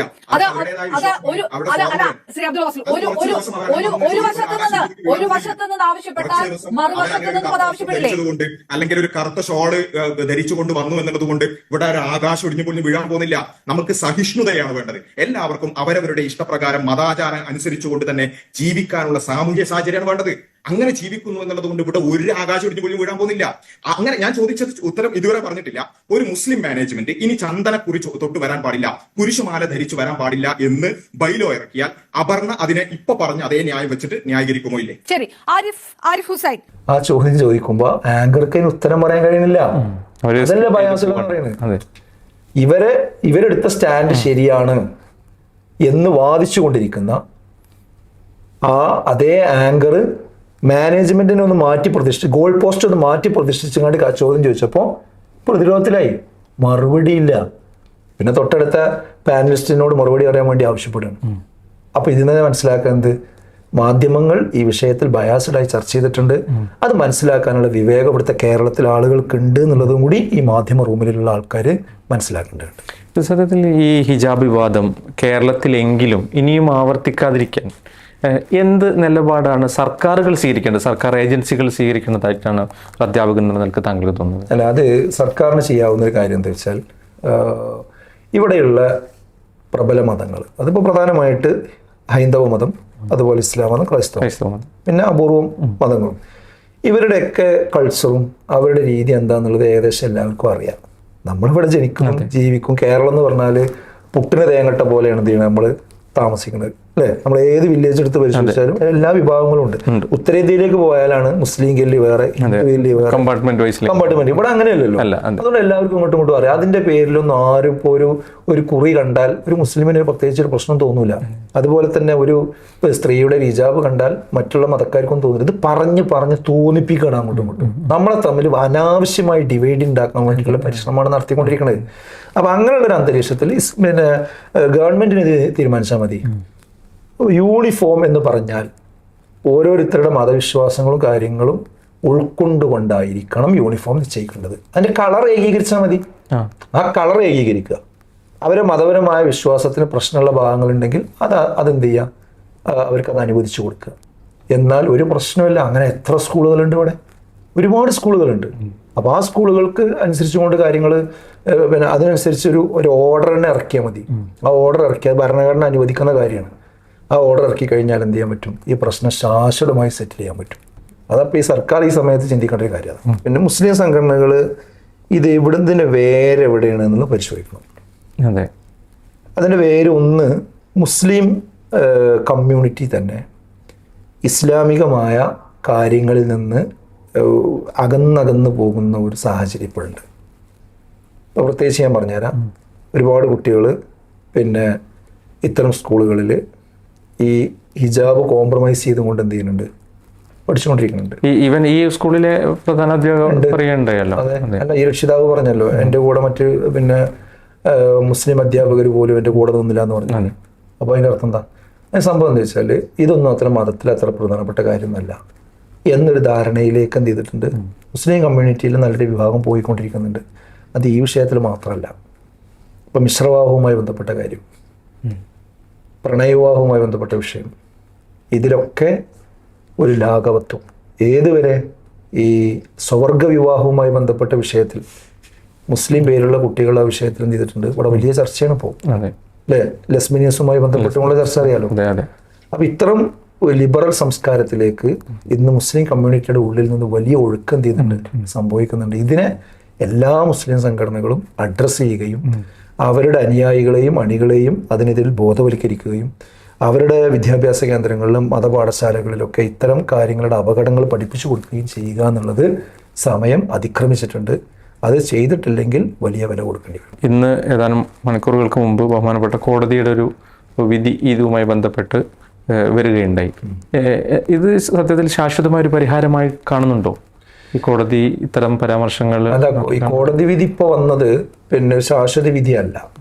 അതായത് ഈ സ്കൂളിൽ ഈ വിഷയം ഉണ്ടായപ്പോൾ ആദ്യം അവർ ഒരു പിന്നെ ഹർജി കൊടുത്തിരുന്നു, അവിടെ പോലീസ് പ്രൊട്ടക്ഷൻ വേണമെന്നൊക്കെ പറഞ്ഞിട്ട്. അതിൽ പെട്ടെന്നൊരു തീരുമാനം ഉണ്ടായി, പ്രൊട്ടക്ഷനൊക്കെ അനുവദിച്ചു. പിന്നെ അതൊരു മാസത്തേക്ക് നീട്ടിവെച്ചു. അതിൻ്റെ പുറമെയാണ് ഗവൺമെൻറ്റിൻ്റെ ഭാഗത്തുനിന്ന് പിന്നെ എന്ത് വന്നു, DDയുടെ റിപ്പോർട്ട് വന്നു. അപ്പോൾ ആ റിപ്പോർട്ട് സ്റ്റേ ചെയ്യണം എന്ന് പറഞ്ഞ് വീണ്ടും ഇവർ കോടതിയെ പിന്നെ സന്ദർശിച്ചു, കോടതിയിൽ ഫയൽ ചെയ്തു. അതിലാണ് കോടതി എന്ത് ചെയ്തത്, അത് സ്റ്റേ ചെയ്യാൻ കോടതി പിന്നെ മുന്നോട്ട് വന്നിട്ടില്ല. ഗവൺമെൻറ്റിനോട് റിപ്പോർട്ട് ചോദിച്ചിരിക്കണം. അപ്പോൾ ഇനി ഗവൺമെൻറ്റിൻ്റെ റിപ്പോർട്ട് വരണം, എന്നിട്ട് കേസ് മുന്നോട്ട് പോകണം, എന്നിട്ട് അതിൽ എന്തുണ്ടാവുള്ളൂ, അന്തിമ വിധി ഉണ്ടാവുള്ളൂ. പിന്നെ വേറെ ഒന്ന്, ഇതിൻ്റെ കേസ് സുപ്രീം കോടതിയിൽ ഇപ്പോൾ ഓൾറെഡി ഉണ്ടല്ലോ. കർണാടകയിൽ ഉടുപ്പിയിലുണ്ടായ വിഷയത്തിൻ്റെ പേരിൽ ഓൾറെഡി ഉണ്ട്. അപ്പം ഇത് കോടതിക്ക് മാത്രം പരിഹരിക്കാൻ പറ്റുന്ന ഒരു കാര്യമല്ല ഈ വിഷയം. ഒന്ന് കോടതിൻ്റെ തലം ഒന്നുണ്ട്, കോടതിക്ക് അതിൽ ചെയ്യാൻ പറ്റുന്ന കാര്യങ്ങളുണ്ട്. പക്ഷെ കോടതിന് മുമ്പിൽ ഇത് പരിഹരിക്കണമെങ്കിൽ കൃത്യമായി കോടതിൻ്റെ മുമ്പിൽ എന്ത് ചെയ്യണം, വിഷയം വിശദീകരിക്കേണ്ടതുണ്ട്. എങ്കിൽ മാത്രമേ എന്ത് ചെയ്യുള്ളൂ, അത് ശരിയായൊരു വിധി അവിടുന്ന് നമുക്ക് കിട്ടുള്ളൂ. അപ്പം അത് ഇവിടെ പരിഹരിക്കാൻ വേണ്ട എന്താണെന്ന് വെച്ചാൽ, ഒന്ന് സമുദായം ഇത് തിരിച്ചറിയാം. മുസ്ലിങ്ങളാണ് ഇതിൻ്റെ ഒന്നാമത്തെ പ്രശ്നക്കാർ. ഒന്നാമത്തെ ഞാൻ പറയാൻ കാരണം, മതവിശ്വാസത്തിൽ നിന്നും സംസ്കാരത്തിൽ നിന്നും ഈ പിന്നെ ശരിയായി വേഷം ധരിക്കുന്ന സംസ്കാരത്തിൽ നിന്ന് അവർ പുറകോട്ട് പോകുന്നു എന്നതാണ് ഇവിടെയുള്ള ഒരു അടിസ്ഥാന പ്രശ്നം. അത് മുസ്ലിം സമുദായം പരിഹരിച്ചു കൊണ്ടുവരിക, ബോധവൽക്കരിക്കുക എന്നൊരു ഭാഗം കൂടി ഇതിനോടൊപ്പം ചെയ്യേണ്ടതുണ്ട്, നടക്കേണ്ടതുണ്ട്. അതല്ലാതെ ഇത് കോടതിയിൽ മാത്രം പോയി വാദിച്ച് നേടാം എന്നൊരു നരേറ്റീവിലേക്ക് ഇത് സത്യത്തിൽ ഹിജാബ് ധരിക്കുക എന്നൊരു എസെൻഷ്യൽ പ്രാക്ടീസ് ആയിട്ടാണോ മതം ഇതിനെ കാണുന്നത്? ചിലരെങ്കിലും അത് അല്ല എന്നിപ്പം താങ്കൾ ഇപ്പോൾ പറഞ്ഞതിനോട് ചേർത്ത് വെച്ച് വായിക്കുമ്പോൾ അങ്ങനെ അല്ല എന്ന വിലയിരുത്തലും സമൂഹത്തിലുണ്ടാകുന്നു, ഈവൻ മുസ്ലിങ്ങളുടെ ഭാഗത്തു നിന്ന് തന്നെ. സത്യത്തിൽ ഇതൊരു എസെൻഷ്യൽ പ്രാക്ടീസ് ആണോ? തീർച്ചയായിട്ടുമാണ്. അല്ലാതെ പറയാൻ കാരണം എന്താ അറിയോ, നേരത്തെ കർണാടകയിൽ ഉടുപ്പിയിലുണ്ടായ വിഷയം അത് വന്നപ്പോൾ ചാനൽ ചർച്ചകളിൽ പിന്നെ ഒരുപാട് ആൾ, പ്രത്യേകിച്ച് ഇവിടെയുള്ള BJP പിന്നെ ഓറിയൻറ്റഡ് ആയിട്ടുള്ള ഈ റൈറ്റ് വിങ് ഹാൻഡിൽസിൻ്റെ ഭാഗത്തു നിന്നാണ് ഈ വിഷയം ചർച്ചയ്ക്ക് വന്നത്. അവർ ചാനലുകളിലൊക്കെ വന്ന് പറഞ്ഞൊരു ന്യായം ഉണ്ടായിരുന്നു. അതായത് പിന്നെ ഇസ്ലാം എന്ന് പറഞ്ഞാൽ 2 കാര്യങ്ങളാണ് പ്രധാനം.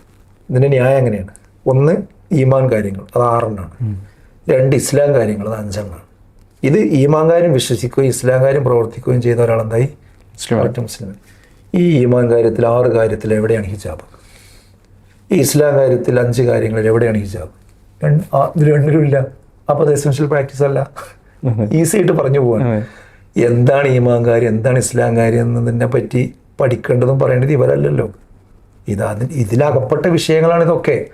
ഇപ്പോൾ ഇസ്ലാം കാര്യത്തിൽ ഒന്നാമത്തെ കാര്യമാണ് എന്ത്, അഷ്ഹദു അല്ലാ ഇലാഹ ഇല്ലല്ലാഹ് അഷ്ഹദു അന്ന മുഹമ്മദ് റസൂലുള്ളാഹ്, അല്ലേ? വിശ്വസിക്കുക എന്നുള്ളത്. അതിൽ പെട്ടതാണെന്ത്, ഞാൻ പിന്നെ പ്രവാചകൻ സല്ലല്ലാഹു അലൈഹി വസല്ലമ എൻ്റെ ദൂതനാണ് എന്ന് ഞാൻ വിശ്വസിക്കും, സാക്ഷ്യം വഹിക്കും, ഷഹാദത്ത് കലിമ, അല്ലേ? അതുപോലെ അഷ്ഹദു അല്ലാ ഇലാഹ ഇല്ലല്ലാഹ്, അല്ലാഹുവിനല്ലാതെ ഞാൻ ആരാധിക്കൂല എന്നുള്ള കാര്യം ഞാൻ എന്ത് ചെയ്യുന്നു, പിന്നെ സാക്ഷ്യം വഹിക്കും. ഇത് രണ്ടും പറഞ്ഞ ഒരാൾ ഇസ്ലാമൊക്കെ പ്രവേശിക്കുന്നത്. അത് പറയുന്നതോടുകൂടി അദ്ദേഹത്തിന് അള്ളാഹുവിൽ നിന്നും റസൂലിൽ നിന്നും വരുന്ന മുഴുവൻ കാര്യങ്ങളും ഞാൻ ഉൾക്കൊള്ളാൻ ബാധ്യസ്ഥനാണ് എന്ന് അദ്ദേഹം പ്രഖ്യാപിച്ചു കഴിഞ്ഞു. ആ ഖുർആനിലും ഹദീസിലുള്ള കാര്യമാണ് എന്ത്, പിന്നെ ഹിജാബ് ധരിക്കണം എന്നുള്ളത്. അതിന് കൃത്യമായ ആയത്തുകളെ വിഷയത്തിൽ ഞാൻ സൂറത്തുൻ നൂറിലൊക്കെ കൃത്യമായിട്ട് കാണാൻ പറ്റും. അതിന് പണ്ഡിതന്മാർ കൊടുത്ത വിശദീകരണമാണ് എന്ത്, നിങ്ങൾ മുഖവും മുൻകൈ ഒഴിച്ച് നിർബന്ധമായി ബാക്കിയൊക്കെ മറച്ചിരിക്കണം എന്നുള്ള കാര്യം. തല മറക്കണം, മുഖവും മുൻകൈ വരെ മറക്കണം എന്ന കാര്യത്തിൽ എല്ലാവരും ഒറ്റ അഭിപ്രായക്കാരാണ്. അതിലൊരു പ്രശ്നമല്ല. ഈ കുട്ടി ഇവിടെ ആവശ്യപ്പെട്ടത് എന്താണ്, ഈ ഷാള് ശരിക്കും കുത്തി ഒരു മുഖമക്കനായിട്ട് ഇട്ട് വരാനേ ആവശ്യപ്പെട്ടിട്ടുള്ളൂ. അത് അനുവദിച്ചു കൊടുക്കല്ലേ വേണ്ടത്. അപ്പം അത് എസെൻഷ്യൽ പ്രാക്ടീസാണ്. അല്ല എന്ന് പറയേണ്ടത് ഇസ്ലാമിക പണ്ഡിതന്മാരാണ്. പണ്ഡിതന്മാർ ആ വിഷയം പറഞ്ഞിട്ടില്ല. പിന്നെ കോടതി അത്ര നിരീക്ഷണങ്ങൾ നടത്തിയിട്ടുണ്ട് എന്നുണ്ടെങ്കിൽ അതും അവസാന വാക്കല്ല. അതിന് കോടതിയിൽ കൃത്യമായത് ബോധ്യപ്പെടുത്തി കൊടുത്തിയാൽ കോടതിക്കൊന്ന് മനസ്സിലാവും. ഇവിടെ ശിരോവസ്ത്രം ധരിച്ച ഒരു ടീച്ചറാണ് വന്ന് പറയുന്നത് ഹിജാബ് ധരിച്ചു വരുന്ന പെൺകുട്ടികളുടെ ആ ഒരു രീതി മതേതര സംസ്കാരത്തിനെതിരാണ്, അത് ഞങ്ങളുടെ സ്ഥാപനം അത് പ്രോത്സാഹിപ്പിക്കപ്പെടുന്നില്ല എന്നുള്ളത്. ഇതൊരു വൈരുദ്ധ്യമായിട്ടല്ലേ സത്യത്തിൽ വിലയിരുത്തുക? നിഷ്പക്ഷമായി ചിന്തിക്കുന്ന എല്ലാവരും ഇതൊരു വൈരുദ്ധ്യമായിട്ടാണ് നോക്കിക്കാണുന്നത്. താങ്കൾക്ക് എന്ത് തോന്നുന്നു അത്തരം ഒരു പ്രസ്താവന? തീർച്ചയായിട്ടും അതിലൊരു വൈരുദ്ധ്യം ഉണ്ടല്ലോ, അതെല്ലാവർക്കും മനസ്സിലാവും ചെയ്യും. അത് മനസ്സിലാകാത്തത് ഇപ്പോൾ ഈ ഒരു സ്കൂൾ മാനേജ്മെൻറ്റിന് മാത്രമാണ്, അവിടുത്തെ പ്രിൻസിപ്പൾക്ക് മാത്രമാണ്. അവരെത്ര ആവേശപൂർവ്വമാണ് പത്രക്കാരൻ മുമ്പിൽ വന്നിട്ട് അവരുടെ ഈ ഹിജാബ് ധരിച്ചുകൊണ്ട് അവർ സംസാരിക്കുന്നത്, ഹിജാബിനെതിരിൽ സംസാരിക്കുന്നത്. അതിൻ്റെ ഒരു വൈരുദ്ധ്യത്തിലുണ്ട്. അതായത് അപ്പോൾ അധ്യാപകർക്ക് ഒരു മതേതരത്വവും വിദ്യാർത്ഥികൾക്ക് വേറൊരു മതേതരത്വം അല്ലല്ലോ. ഒരു വിദ്യാർത്ഥി ഈ തട്ടമിട്ട് കഴിഞ്ഞാൽ അത് മതേതരത്വത്തിനെതിരും, അധ്യാപിക ആ തട്ടമിട്ട് കഴിഞ്ഞാൽ അത് മതേതരത്വത്തിൻ്റെ തട്ടവുമായി മാറുന്നത് കുറച്ചുകൂടെ വ്യക്തമായി പറഞ്ഞാൽ അത് ഒരു മുസ്ലിം കുട്ടിയായി എന്നതുകൊണ്ട് അത് മതേതരത്തിന് യോജിച്ചതല്ല. വേറെ ആർക്കണം എന്ത് ചെയ്യുക, അത് ഇട്ട് കഴിഞ്ഞാൽ മതേതരത്തിൻ്റെതാണ് എന്ന നിലക്കുള്ള ഒരു ചിന്തയല്ലാതെ എന്താണ് ഇതിൻ്റെ പിന്നിലുള്ളത്? ഒരു മുസ്ലിം മാനേജ്മെൻറ്റ് സ്കൂളിൽ നിന്നും ഒരു ക്രിസ്ത്യൻ വിശ്വാസ ശിരോവസ്ത്രം അണിഞ്ഞ ഒരു വിദ്യാർത്ഥിക്കോ അല്ലെങ്കിൽ ഒരു ഹൈന്ദവ വിദ്യാർത്ഥിക്കോ ആണ് ഇത്തരം അനുഭവങ്ങളുണ്ട് എന്നത്, ഇത്തരം സെൻസിറ്റീവ് കേസിനെ ആധുനിക കേരളത്തിലെ സമൂഹം എങ്ങനെയായിരിക്കും നോക്കിക്കാണുക? അതെങ്ങനെയാണ് നോക്കിക്കാണുന്നത് ഇപ്പം നമ്മൾ ഈ സംസാരം കേൾക്കുന്ന ശ്രോതാക്കൾ തീരുമാനിക്കട്ടെ എന്ന് ഞാൻ പറയുന്നത്. കാരണം എന്ന് വെച്ചാൽ ഇത് മാനേജ്മെൻറ്റ് ക്രൈസ്തവ മാനേജ്മെൻറ്റും കുട്ടി മുസ്ലിമുമായി, അപ്പോഴാണ് ഈ പ്രശ്നം. എന്നാൽ മാനേജ്മെൻറ്റ് മുസ്ലിം ആകുക, ഒരു ശിരോവസ്ത്രം ധരിച്ച ഒരു കന്യാസ്ത്രീയോ അല്ലെങ്കിൽ അതുമായി ബന്ധപ്പെട്ട അധ്യാപികയോ ആകുക, എന്നിട്ടാണ് ഇഷ്യൂ ഉണ്ടാകുന്നുണ്ടെങ്കിൽ എല്ലാവരും സ്കൂളിനെതിരായിരിക്കും, സംശയമില്ല കാര്യത്തിൽ. അപ്പോൾ സ്കൂളായിരിക്കും പ്രതി, ഇവിടെ കുട്ടിയാണ് പ്രതി. ഇതിൻ്റെ അടിസ്ഥാനം കേരളത്തിൽ കുറച്ച് കാലങ്ങളായിട്ട് ഒരു മുസ്ലിം വിരുദ്ധത അതിശക്തമായി കാട്ടുതീ പോലെ എന്ത് ചെയ്യുന്നുണ്ട്, കത്തിക്കൊണ്ടിരിക്കുന്നുണ്ട്. വലിയ ഒരു കൊടുങ്കാറ്റ് പോലെ ആഞ്ഞടിച്ചുകൊണ്ടിരിക്കുന്നുണ്ട്. അത് ഈ വാട്സപ്പിൽ ഇത് ഡെയിലി ഈ വിഷം കേൾക്കല്ലേ, അത് കേട്ട് കേട്ട് കേട്ട് ഒരു മുസ്ലിം വിരുദ്ധത എല്ലാവർക്കും എന്ത് ചെയ്തിട്ടുണ്ട്, ഒരു ഇസ്ലാമോഫോബിക്കായിട്ടൊരു മനസ്സ് പൊതുവെ മാധ്യമങ്ങൾക്ക് ഉണ്ടായിട്ടുണ്ട്, അതുപോലെ രാഷ്ട്രീയ നേതാക്കന്മാർക്ക് ഉണ്ടായിട്ടുണ്ട്, പൊതുസമൂഹത്തിനുണ്ടായിട്ടുണ്ട്. ഈ പല കമൻസ് ബോക്സുകളും നോക്കുന്നുണ്ട്, അതിലൊക്കെ ആളുകളിൽ നമുക്ക് കാണാൻ പറ്റുന്ന കാര്യമാണ്. അപ്പോൾ അത് നമ്മൾ കേരളം ഗൗരവപൂർവ്വ ഈ വിഷയത്തെ കാണേണ്ടതുണ്ട്. ഇതൊരു ഒരു കുട്ടിയുടെയോ കേവലം ഒരു രക്ഷിതാവിൻ്റെയോ ഒരൊറ്റപ്പെട്ട വിഷയമേ അല്ല, മറിച്ച് ഇത് കേരളത്തിൻ്റെ സമാധാനാന്തരീക്ഷവുമായി ബന്ധപ്പെട്ട വിഷയമാണ്, ഭാവിയുമായി ബന്ധപ്പെട്ട വിഷയമാണ്. അതിനെ അങ്ങനെ കണ്ടുകൊണ്ട് കൈകാര്യം ചെയ്യാൻ ഇനിയും നമ്മൾ വൈകാൻ പാടില്ല. ഇപ്പോഴത്തെ അടിക്കടി ഇപ്പോൾ കഴിഞ്ഞ 3-4 മാസം നമ്മൾ നോക്കുകയാണെങ്കിൽ അടിക്കടി കേരളത്തിൻ്റെ പൊതുവിദ്യാഭ്യാസ മേഖലകളിൽ നിരന്തരമായ ഇത്തരം പ്രശ്നങ്ങൾ വരുന്നതായിട്ടാണ് നമ്മൾ കാണുന്നത്. ഇപ്പം ഉദാഹരണം പറയുകയാണെങ്കിൽ സൂംബ വിവാദം, താങ്കൾക്കെതിരെ പോലും നടപടി എടുത്തിരുന്ന സൂംബ വിവാദം, അതുപോലെ ഷഹബാസിൻ്റെ മരണം, കൊലപാതകം, അതുപോലെ തൃശ്ശൂരിൽ ഓണാഘോഷവുമായി ബന്ധപ്പെട്ട് അതിനെതിർത്ത് ബ്രോഡ്കാസ്റ്റ് ലിസ്റ്റ് അവരുടെ ഒരു നിർദ്ദേശം അവർ പങ്കുവച്ചപ്പോൾ അവർക്കെതിരെ ഉണ്ടായ നടപടി, ഇപ്പോൾ പാലക്കാട് പ്രധാനാധ്യാപകർക്ക് നേരെ വിദ്യാർത്ഥി നടത്തിയ ഒരു കൊലവിളി, ഈ പ്രസംഗം, അതുപോലെ തന്നെ ഇപ്പോൾ പാലക്കാട് നടന്ന ആത്മഹത്യ, ഇതൊക്കെ നോക്കിക്കാണുമ്പോൾ പൊതുവെ പൊതുവിദ്യാഭ്യാസ മേഖലയിൽ നിരന്തരമായി ഇത്തരം പ്രശ്നങ്ങൾ, ഒരു വിവാദങ്ങൾ കടന്നു വരുന്നു എന്നുള്ളത് പൊതുവിദ്യാഭ്യാസത്തെ തീർച്ചയായും അത് നല്ല രീതിയിൽ ബാധിക്കുന്നുണ്ട്. അത് ഏറ്റവും മോശമായ രീതിയിൽ കുട്ടികൾക്കിടയിലും ചർച്ച ചെയ്യപ്പെടുന്നുണ്ട്, പൊതു സമൂഹത്തിനിടയിലും ഒക്കെ ചർച്ച ചെയ്യപ്പെടുന്നുണ്ട്. എന്താണ് താങ്കൾ ഇതിനെക്കുറിച്ച് വിലയിരുത്തുന്നത്? ഇത് നമ്മൾ സമൂഹം ഇപ്പോഴും ഒരു ഗൗരവപൂർവ്വം ഇതിനെ അഡ്രസ്സ് ചെയ്തിട്ടില്ല. ഈ വിഷയത്തെ ഒരു വേദന സംഹാരി കൊടുത്ത് തൽക്കാലം പ്രശ്നം അവസാനിപ്പിക്കുന്ന രൂപമാണ് ഇപ്പോൾ ഈ വിഷയങ്ങളിലൊക്കെ പലപ്പോഴും ഉണ്ടാകുന്നത്. ഇതിന് നാരായ പേരിലേക്ക് ഇറങ്ങിച്ചെന്ന് ഇതെവിടുന്നാണ് ഈ പ്രശ്നം ജനറേറ്റ് ചെയ്യണത് എന്നുള്ളത് മനസ്സിലാക്കി അത് പരിഹരിക്കുന്നിടത്തേക്ക് ഇപ്പോഴും നമ്മളെ ഭരണകർത്താക്കളാകട്ടെ, മാധ്യമങ്ങളാകട്ടെ, സാമൂഹ്യ പ്രവർത്തകരാകട്ടെ, വിദ്യാഭ്യാസ വിചക്ഷണന്മാരാകട്ടെ കടന്നു വന്നിട്ടില്ല. ഈ പറഞ്ഞ വിഷയങ്ങളിലൊക്കെ ഒന്നുകിൽ അധ്യാപകരാണ് പ്രതി, അല്ലെങ്കിൽ കുട്ടികളാണ് പ്രതി, അല്ലെങ്കിൽ സർക്കാരാണ് പ്രതി, അല്ലെങ്കിൽ മാനേജ്മെൻ്റാണ് പ്രതി, അല്ലേ? അത് ആ പ്രതികളെ നിശ്ചയിക്കുന്ന വിഷയത്തിൽ പോലും അത് മാധ്യമങ്ങൾ ആ ചർച്ച കൊണ്ടുവരുന്ന ഒരു ആംഗിൾ ഉണ്ടാവും. ആദ്യ വിഷയം മാധ്യമങ്ങളാണല്ലോ ഏറ്റുപിടിക്കുന്നത്. ആ ഏറ്റുപിടിക്കണ റിപ്പോർട്ടർ അത് അവതരിപ്പിച്ച ഒരു ആംഗിൾ ഉണ്ടാവും. പിന്നെ അത് രാത്രി ചാനലിൽ ചർച്ച വരുന്ന ഒരു ആംഗിൾ ഉണ്ടാവും. അതിലിരിക്കുന്ന പാനലിസ്റ്റുകൾക്കുള്ള ഒരു അഭിപ്രായം ഉണ്ടാവും. അതിൽ ഏറ്റവും ശരിയായ ഒരു ഭാഗം ഒരാൾ പറയാൻ ശ്രമിച്ചാൽ തന്നെ അയാളെ മറ്റുള്ളവരൊക്കെ കൂടിയിട്ട് അടിച്ചൊതുക്കും, ഒന്നും പറയാൻ സമ്മതിക്കൂല. അപ്പോൾ പിന്നെ മറ്റുള്ള ആളുകൾ പറഞ്ഞ നരേറ്റീവിലേക്ക് വരും. ഈ നരേറ്റീവ് ബിൽഡ് ചെയ്യപ്പെടും. അത് ബിൽഡ് ചെയ്യപ്പെട്ട് കഴിഞ്ഞാൽ അതിനനുസരിച്ചാണ് പിന്നെ ഭരണകൂടം ചിന്തിക്കുന്നത്, അതിനനുസരിച്ചാണ് പ്രതിപക്ഷം ചിന്തിക്കുന്നത്, അതിനനുസരിച്ചാണ് പിന്നെ സമൂഹം ചിന്തിക്കുന്നത്. പിന്നെ ഐലൻഡ് സെറ്റ് ചെയ്യാണ്. അവിടെ സത്യത്തിനോ നീതിക്കോ ധർമ്മത്തിനോ ഇവർ പറഞ്ഞ ന്യായാന്യായതകൾക്കോ അത് വിശകലനം ചെയ്യാനോ ആർക്കും സമയമല്ല. വളരെ ആവേശപൂർവ്വം ഈ വാർത്തകൾ കൊണ്ടുവരുന്ന ചാനലുകളാകട്ടെ, അവർക്ക് ഇത് ഏതുവരെയാണ് അവർ ചർച്ച ചെയ്യിച്ചാൽ ഇതിലേറെ പ്രധാനപ്പെട്ട ഒരു റേറ്റിങ്ങിനെ പറ്റിയ ഒരു വിഷയം എപ്പോൾ കിട്ടിയോ അപ്പോൾ തടയിടും, ഇട്ടിട്ട് അതിൻ്റെ പിന്നാലെ പോകും. അങ്ങനെ ഈ മാധ്യമങ്ങളുടെ റേറ്റിങ്ങിന് വേണ്ടി അവരെടുത്തു കൊണ്ടുവരുന്ന ഓരോ പ്രശ്നങ്ങളുണ്ട്. ഇപ്പോൾ ഒരു വിഷയത്തിൻ്റെ 2, 3, 4 സെക്കൻഡോ അല്ലെങ്കിൽ മിനിറ്റോ ഉള്ള സാധനം കൊണ്ടുവന്നിട്ടാണ് ഇത് കത്തിക്കുക. പിന്നെ അതിൻ്റെ അപ്പുറമൊക്കെ കാര്യങ്ങൾ മനസ്സിലാക്കുമ്പോഴേക്ക് ആ വിഷയം ഇട്ട് പോയിട്ടുണ്ടാവും. പിന്നെ ആ പ്രശ്നത്തിൽ എന്താണ് ആ പറഞ്ഞത് വെച്ചുകൊണ്ട് സമീപനങ്ങൾ സ്വീകരിക്കുകയും ചെയ്യാം. അപ്പോൾ ഇതിൽ എനിക്ക് പറയാനുള്ളത് എന്താ വെച്ചാൽ, ഒന്ന് പൊതുവിദ്യാഭ്യാസ വകുപ്പ് ഒരു നല്ല പഠനം നടത്തണം. എന്തുകൊണ്ടാണ് ഇത് ഇടയ്ക്കിടയ്ക്ക് ഈ പ്രശ്നങ്ങൾ കുട്ടികളുടെ ഭാഗത്ത് നിന്ന് വരുന്നത് എന്ന്. അതുപോലെ തന്നെ അധ്യാപകരുടെ ഭാഗത്തു നിന്നാണ് വരാൻ കാരണം.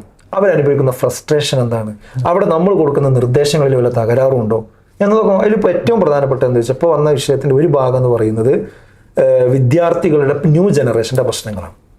ഈ പുതിയ തലമുറക്കുള്ള ഒരുപാട് പ്രശ്നങ്ങളുണ്ട്. അവർ പാരലൽ വേൾഡിലാണ് ജീവിക്കുന്നത്. അവർ ജീവിക്കുന്ന പാരലൽ വേൾഡ് ഏതാണ് എന്ന് മനസ്സിലാക്കാൻ പോലും, അവരുടെ ഭാഷ മനസ്സിലാക്കാൻ പോലും ഇപ്പം എന്ത് ചെയ്യില്ല, നമുക്ക് പോലും അറിയണില്ല. ഇപ്പം ഞാൻ അസീറിനോട് ചോദിക്കുക, ഞാൻ നിന്നെ വരക്കും എന്നിപ്പോൾ പുതിയൊരു ജനറേഷനിൽ ഒരു കുട്ടി പറഞ്ഞാൽ എന്നതിനർത്ഥം എന്താ മനസ്സിലാക്കി? നോർമലി നമ്മളതൊരു അതല്ല. എന്താ അറിയോ, ഞാൻ നിന്നെ വരക്കുന്നു, ഞാൻ നിന്നെ കൊന്നിരിക്കുന്നു അതിൻ്റെ അർത്ഥം. അത് നമുക്ക് മനസ്സിലാവില്ല, പക്ഷെ അവർക്ക് തമ്മിൽ മനസ്സിലാവും. ഇതുപോലെ ഒരുപാട് പദാവലികൾ, ഒരു ഡിക്ഷണറിനെ തുടങ്ങാൻ പറ്റുന്ന ന്യൂ ജനറേഷൻ വേർഡുകളുണ്ട്. ഒരു ലോകമുണ്ട്.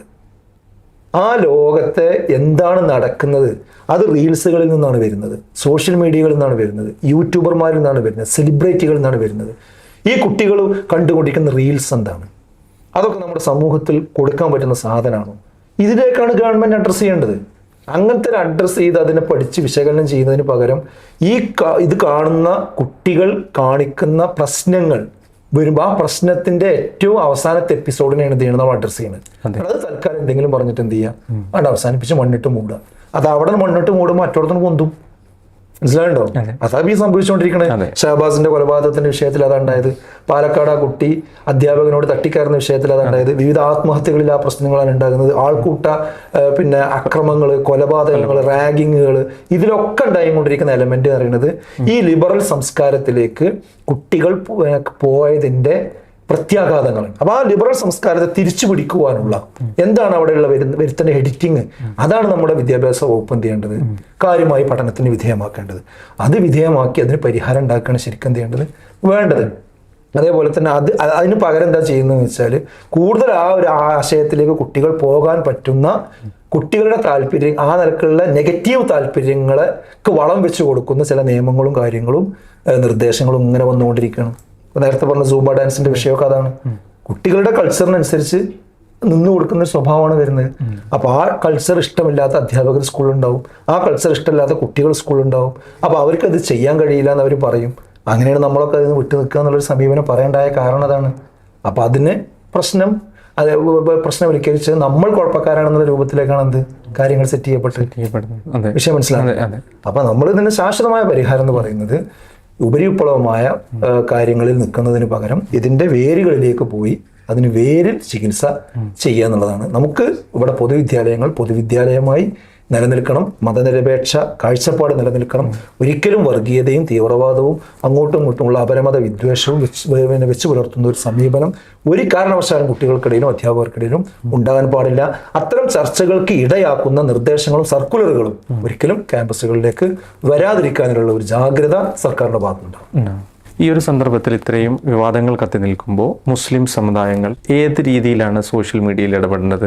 ആ ഭാഗങ്ങളിൽ അത്തരം അഭിപ്രായങ്ങൾ പറയുമ്പോൾ മുസ്ലിം വ്യക്തികളാവട്ടെ, മുസ്ലിം യൂട്യൂബർമാരാവട്ടെ, അവർ ശ്രദ്ധിക്കേണ്ട കാര്യങ്ങൾ എന്തൊക്കെയാണെന്നാണ് താങ്കൾ? അത് വളരെ പ്രധാനമാണ്. കാരണം എന്താ വെച്ചാൽ ഇപ്പോൾ ഈയിടെയായിട്ട് കേരളത്തിൽ മുസ്ലിം വിഭാഗത്തെയും ക്രൈസ്തവ വിഭാഗത്തെയും തമ്മിൽ തെറ്റിക്കുക എന്നുള്ള ഒരു അജണ്ടകൾ വർക്ക് ചെയ്യുന്നുണ്ട്. കാരണം ഇത് ന്യൂനപക്ഷ വിഭാഗമാണ്. കേരളത്തിലെ പ്രബല ന്യൂനപക്ഷ വിഭാഗമാണ് മുസ്ലിങ്ങളും ക്രൈസ്തവർ. ഇവർ ഒന്നിച്ച് നിന്ന് കഴിഞ്ഞാൽ ഇവിടെ ഒരിക്കലും തന്നെ ഇവിടെ വർഗീയ രാഷ്ട്രീയത്തിൻ്റെ ആളുകൾക്ക് ഒരു എൻട്രി ലഭിക്കുകയില്ല. അപ്പോൾ അവർക്ക് എൻട്രി ലഭിക്കണമെങ്കിൽ ഈ മുസ്ലിം വിഭാഗത്തെയും ക്രൈസ്തവ വിഭാഗത്തെയും തമ്മിൽ എന്ത് ചെയ്യണം? പണക്കണം. എന്നിട്ട് പിന്നെ അതിനെ പല കഷ്ണങ്ങളും ആക്കണം. അതായത് ക്രിസ്ത്യാനികളെ പല കഷ്ണങ്ങളാക്കണം, മുസ്ലിങ്ങളെ പല കഷ്ണങ്ങളാക്കണം, ചിലതിനെ കൂട്ടിപ്പിടിക്കണം, ചിലതിനെ ഭീഷണിപ്പെടുത്തണം, ചിലരെ മൗനികളാക്കണം. അങ്ങനെ പല രീതിയിൽ കൈകാര്യം ചെയ്തെങ്കിൽ മാത്രമേ എന്ത് ചെയ്യാൻ കഴിയുള്ളൂ? അടുത്തൊരു നിയമസഭാ തെരഞ്ഞെടുപ്പിൽ എന്തെങ്കിലും ഒരു എഡ്ജ് കിട്ടാൻ ഈ വർഗീയ രാഷ്ട്രീയം കളിക്കുന്ന ആളുകൾക്ക് കഴിയുള്ളൂ. അതിനു വേണ്ടി ഒരു അധ്വാനിക്കുന്നുണ്ട്. അതിന് ശരിക്കും ഈ അടുത്ത് രൂപപ്പെട്ടു വന്നൊരു സാധനമാണ് ക്രൈസ്തവ സമൂഹത്തിൽ കാസ എന്ന് പറയുന്ന ഒരു സംവിധാനം. അതാണ് ഈ വിദ്വേഷം പ്രചരിപ്പിക്കുന്ന എലമെന്റുകൾ നിരന്തരമായി പറഞ്ഞുകൊണ്ടിരിക്കുന്നത്. എന്നാൽ ഈ കന്യാസ്ത്രീകളും ക്രൈസ്തവ കമ്മ്യൂണിറ്റിയും ഭരണകൂടത്തിന്റെ ഭാഗത്തുനിന്ന് പിന്നെ നമ്മുടെ മണിപ്പൂരിലും മറ്റ് ഉത്തരേന്ത്യൻ നാടുകളിലും അനവധി പ്രശ്നങ്ങൾക്ക് കാരണമായിട്ടുണ്ട്. അതൊന്നും ഇവർക്ക് അഡ്രസ്സ് ചെയ്യാൻ ഇവരുണ്ടാവില്ല. അപ്പോൾ ഇവർ ഇതിന്റെ രക്ഷകരായിട്ട് രംഗത്തുണ്ടാവില്ല. ഈ മുസ്ലിങ്ങളെയും ക്രിസ്ത്യാനികളെയും തമ്മിൽ തെറ്റിക്കുന്ന വിഷയം വരുമ്പോൾ എന്ത് ചെയ്യും? അപ്പം അങ്ങനത്തെ ഒരു പശ്ചാത്തലം ഇവിടെ നിൽക്കുന്നത് കൊണ്ട് ഈ പള്ളുരുത്തിയിലെ ഈ സ്കൂളിന്റെ വിഷയം വെച്ചുകൊണ്ട് ഈ പോളറൈസേഷന് സഹായകമാകുന്ന ഒരക്ഷരവും സോഷ്യൽ മീഡിയയിലോ മറ്റു മാധ്യമങ്ങളിലൂടെയോ മുസ്ലിം സമുദായത്തിൽപ്പെട്ട ഒരാളും ചെയ്യാൻ പാടില്ല എന്നാണ് എൻ്റെ അഭിപ്രായം. അത് കമൻ്റ് അടിക്കുമ്പോൾ വരെ ഈ സമുദായങ്ങളെ തമ്മിൽ തെറ്റിക്കുന്ന രീതിയിൽ ഒരിക്കലും ചെയ്തു. കാരണം ഈ ചെയ്ത കാര്യം ഉണ്ടല്ലോ, ഇപ്പോൾ ഈ പിന്നെ കുട്ടിക്ക് മഫ്തയിട്ട് വരാൻ പറ്റാത്തൊരു സാഹചര്യം ഉണ്ട്. അത് ഈ സ്കൂള് അവരെ മാത്രമേ നമ്മൾ പറയേണ്ടതുള്ളൂ, അല്ലെങ്കിൽ അങ്ങനത്തെ നിലപാടെടുക്കുന്ന സ്ഥലങ്ങളെ മാത്രമേ നമ്മൾ വിമർശിക്കേണ്ടതുള്ളൂ. മൊത്തം ക്രൈസ്തവ സമൂഹത്തിലും മൊത്തം ക്രൈസ്തവ സ്കൂൾ അങ്ങനെയാണ് പറയേണ്ടതില്ല. ഒരുപാട് ക്രൈസ്തവ സ്കൂൾ ഇപ്പോൾ ലോകത്തെടുത്ത് പരിശോധിച്ചാൽ തന്നെ, അതേപോലെ തന്നെ ഇന്ത്യയിലെടുത്ത് നോക്കിയാലും കേരളത്തിലെടുത്ത് നോക്കിയാലും ഈ ശരിയായ മുഖമക്കനെ ധരിച്ചുകൊണ്ട് തന്നെ ഇസ്ലാമിക വേഷം ധരിച്ചുകൊണ്ട് യൂണിഫോമിന്റെ കളർ അത് സ്വീകരിച്ചുകൊണ്ട് പഠിക്കുന്ന ഇഷ്ടംപോലെ ക്രൈസ്തവ സ്കൂളുകളുണ്ട്. അപ്പൊ അതൊക്കെ കൂടെ നിലനിൽക്കുന്നുണ്ട്. മാത്രമല്ല പിന്നെ ഒരു ഫാദർ അവര് വളരെ പരസ്യമായിട്ട് തന്നെ വന്നിട്ട് എന്ത് പറഞ്ഞു? ഒരിക്കലും ഈ നിലപാട് ശരിയല്ല, ആ കുട്ടികൾക്ക് അവിടെ മഫ്ത ധരിച്ചുകൊണ്ട് തന്നെ എന്ത് ചെയ്യണം? പ്രവേശനം കൊടുക്കണം. അങ്ങനത്തെ അതിന് മറിച്ചൊരു നിലപാടെടുക്കാൻ പാടില്ല എന്ന് പരസ്യമായിട്ട് അദ്ദേഹം വന്ന് പറഞ്ഞു. അത് ക്രൈസ്തവ സമൂഹത്തിൽ നിന്നാണ് പറഞ്ഞത്. അതേപോലെ തന്നെ ഇപ്പോൾ വത്തിക്കാൻ സ്ഥാനപതിക്ക് ഒരു കത്തയച്ചിട്ടുണ്ട്. ഇവിടുത്തെ ജോയിന്റ് ക്രിസ്ത്യൻ കൗൺസിലും അതേപോലെ തന്നെ മറ്റൊരു സംഘടനയും സംയുക്തമായിട്ട് അവർ പറയുന്നത് വെച്ചാൽ കുറച്ചീടെയായിട്ട് ഒരു ബഹുസ്വര സമൂഹത്തിന് യോജിക്കാത്ത ചില സമീപനങ്ങൾ ക്രൈസ്തവ കമ്മ്യൂണിറ്റിയിൽ നിന്ന് ഉണ്ടായിക്കൊണ്ടിരിക്കുന്നുണ്ട്. ഇതിനെ ജാഗ്രതയോടുകൂടി നിങ്ങൾ കാണണം എന്ന് പറഞ്ഞ് വത്തിക്കാൻ സ്ഥാനപതിക്ക് ഇവിടുന്ന് കത്ത് പോയിട്ടുണ്ട്. അത് ക്രൈസ്തവ സമുദായത്തിൽ തന്നെയാണ് ആ കത്ത് പോകുന്നത്. അപ്പൊ അവരുടെ ഇടയിൽ തന്നെ ഇത്തരം ഈ കാസയുടെ നിലപാടിനോട് ശക്തമായി വിയോജിപ്പുള്ള നല്ല സഭാ മേൽധ്യക്ഷന്മാരുണ്ട്. അതുപോലെ തന്നെ മഹാഭൂരിപക്ഷ സമൂഹം അങ്ങനെ തന്നെയാണ്. അപ്പൊ അങ്ങനെയുള്ളൊരു സമുദായത്തിനെ അനാവശ്യമായിട്ട് എന്ത് ചെയ്യാൻ പാടില്ല. ഇത് വെച്ചുകൊണ്ട് പിന്നെ ക്രൈസ്തവരെയും മുസ്ലിങ്ങളെയും തമ്മിൽ തെറ്റിക്കുന്ന നിലപാട് ഒരിക്കലും ഒരു മുസ്ലിമിൻ്റെ ഭാഗത്ത് നിന്ന് ഈ സന്ദർഭത്തിൽ യൂട്യൂബിലായിരുന്നാലും ഫേസ്ബുക്കിലായിരുന്നാലും കമൻറ്റ് ബോക്സിലായിരുന്നാലും പ്രസംഗത്തിലായിരുന്നാലും എവിടെയും ഉണ്ടായിക്കൂടാന്നാണ് നമുക്ക് പറയാനുള്ളത്.